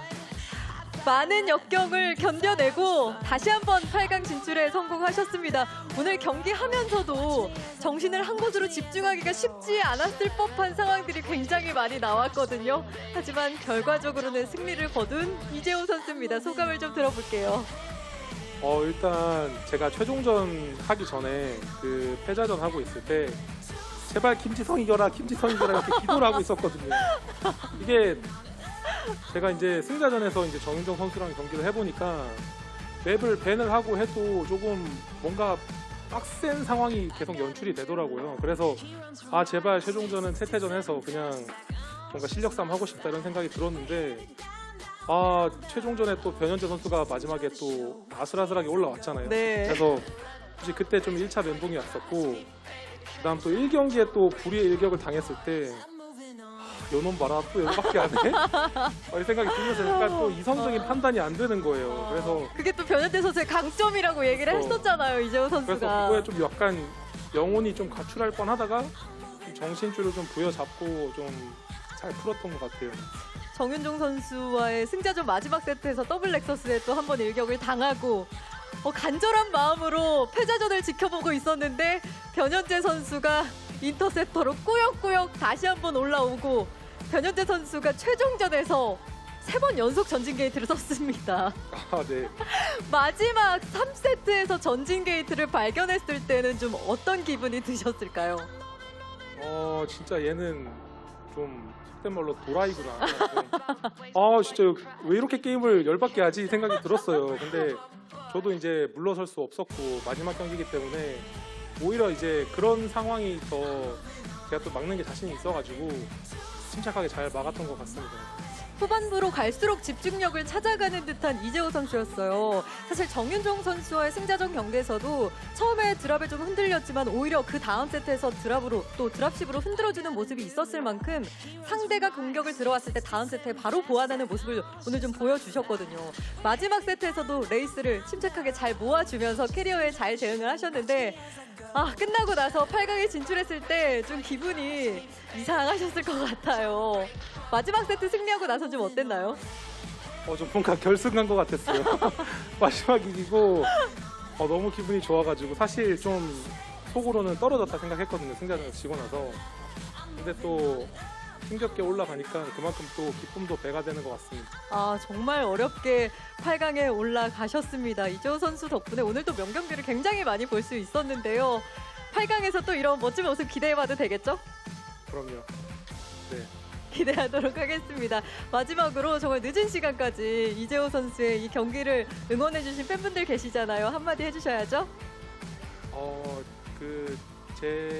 저를 이제 응원해주시는 팬분들께서 또 걱정을 많이 하세요. 제가 최근에도 그래도 좀 온라인의 성적이 괜찮아도 항상 오프라인 무대에서 잘 못 보여드려서 걱정이 많으신데 그래서 좀 연습을 더 독하게 마음먹고 했고요. 그리고 제 옆에서 또 제 여자친구인 새별이가 아니 자꾸 이상한 거 좀 하지 말고 좀 하던 대로 하라고 그래가지고 그게 계속 머릿속에 맴돌면서 그래 원래 내가 잘하던 거 하자 그런 생각을 되뇌이면서 했던 것 같고 또 그리고 제가 또 대학에서 또 역할을 하고 있는데 또 우리 시조세 이사장님께서 제가 신경 안 쓰이게끔 좀 잘 보조를 해주셔서 오늘 올라간 것 같습니다. 오늘 단단한 이재호 선수의 경기 볼 수 있었는데요. 8강에서도 멋진 모습 기대하겠습니다. 다시 한번 진출 축하드립니다. 감사합니다. 자, 이렇게 해서 오늘의 두 번째 8강 진출자 이재호 선수와 함께했습니다. And here you have it. Mini not making it through. Kind of the big story of the night. Royal in last place in this group. Rain and Light advance to the round of 8. Yeah, I mean, Mini kind of pulling out all stops, bringing some pretty insane games with barely winning with those carriers versus Royal, some super cheesy openings, but Rain looks solid. A bit of, kind of generic play, but it works. And he made this whole matchup look so easy. He wrecked Light so hard, it's kind of crazy. Yeah, no, I mean, he definitely got his victory there. Now, our next group, Group B, Rush, Gameo, Action, and Shuttle. And I got to say, I think Rush made a much better group for himself than Mini did for himself. Yeah, well, I mean, look, this is kind of the big story right now of ASL is Mini, he got a little bit arrogant, dude. He got cocky, and now he's not in the group. And you want to make these groups easy for you, okay? And this is definitely, I think, our least hype group, but dude, these guys are all great players, and let's see who comes out on top. I think Action for sure, and probably Rush. Oh, I think Rush for sure, and probably Action. Yeah, actually, as I said that, I'm like, what are you talking about, Tasteless? But yeah, I mean, Gameo and Shuttle, both very good players as well, so I don't want to count them out. Definitely make sure you do tune in for that. And guys, thank you so much for supporting us on the Patreon. That's patreon.com/ASL English. Without you, we could not do this, so a big thank you there. Yeah, guys, and thanks for watching. We'll have Group B out as soon as it's ready. We love you. Take care. Bye-bye.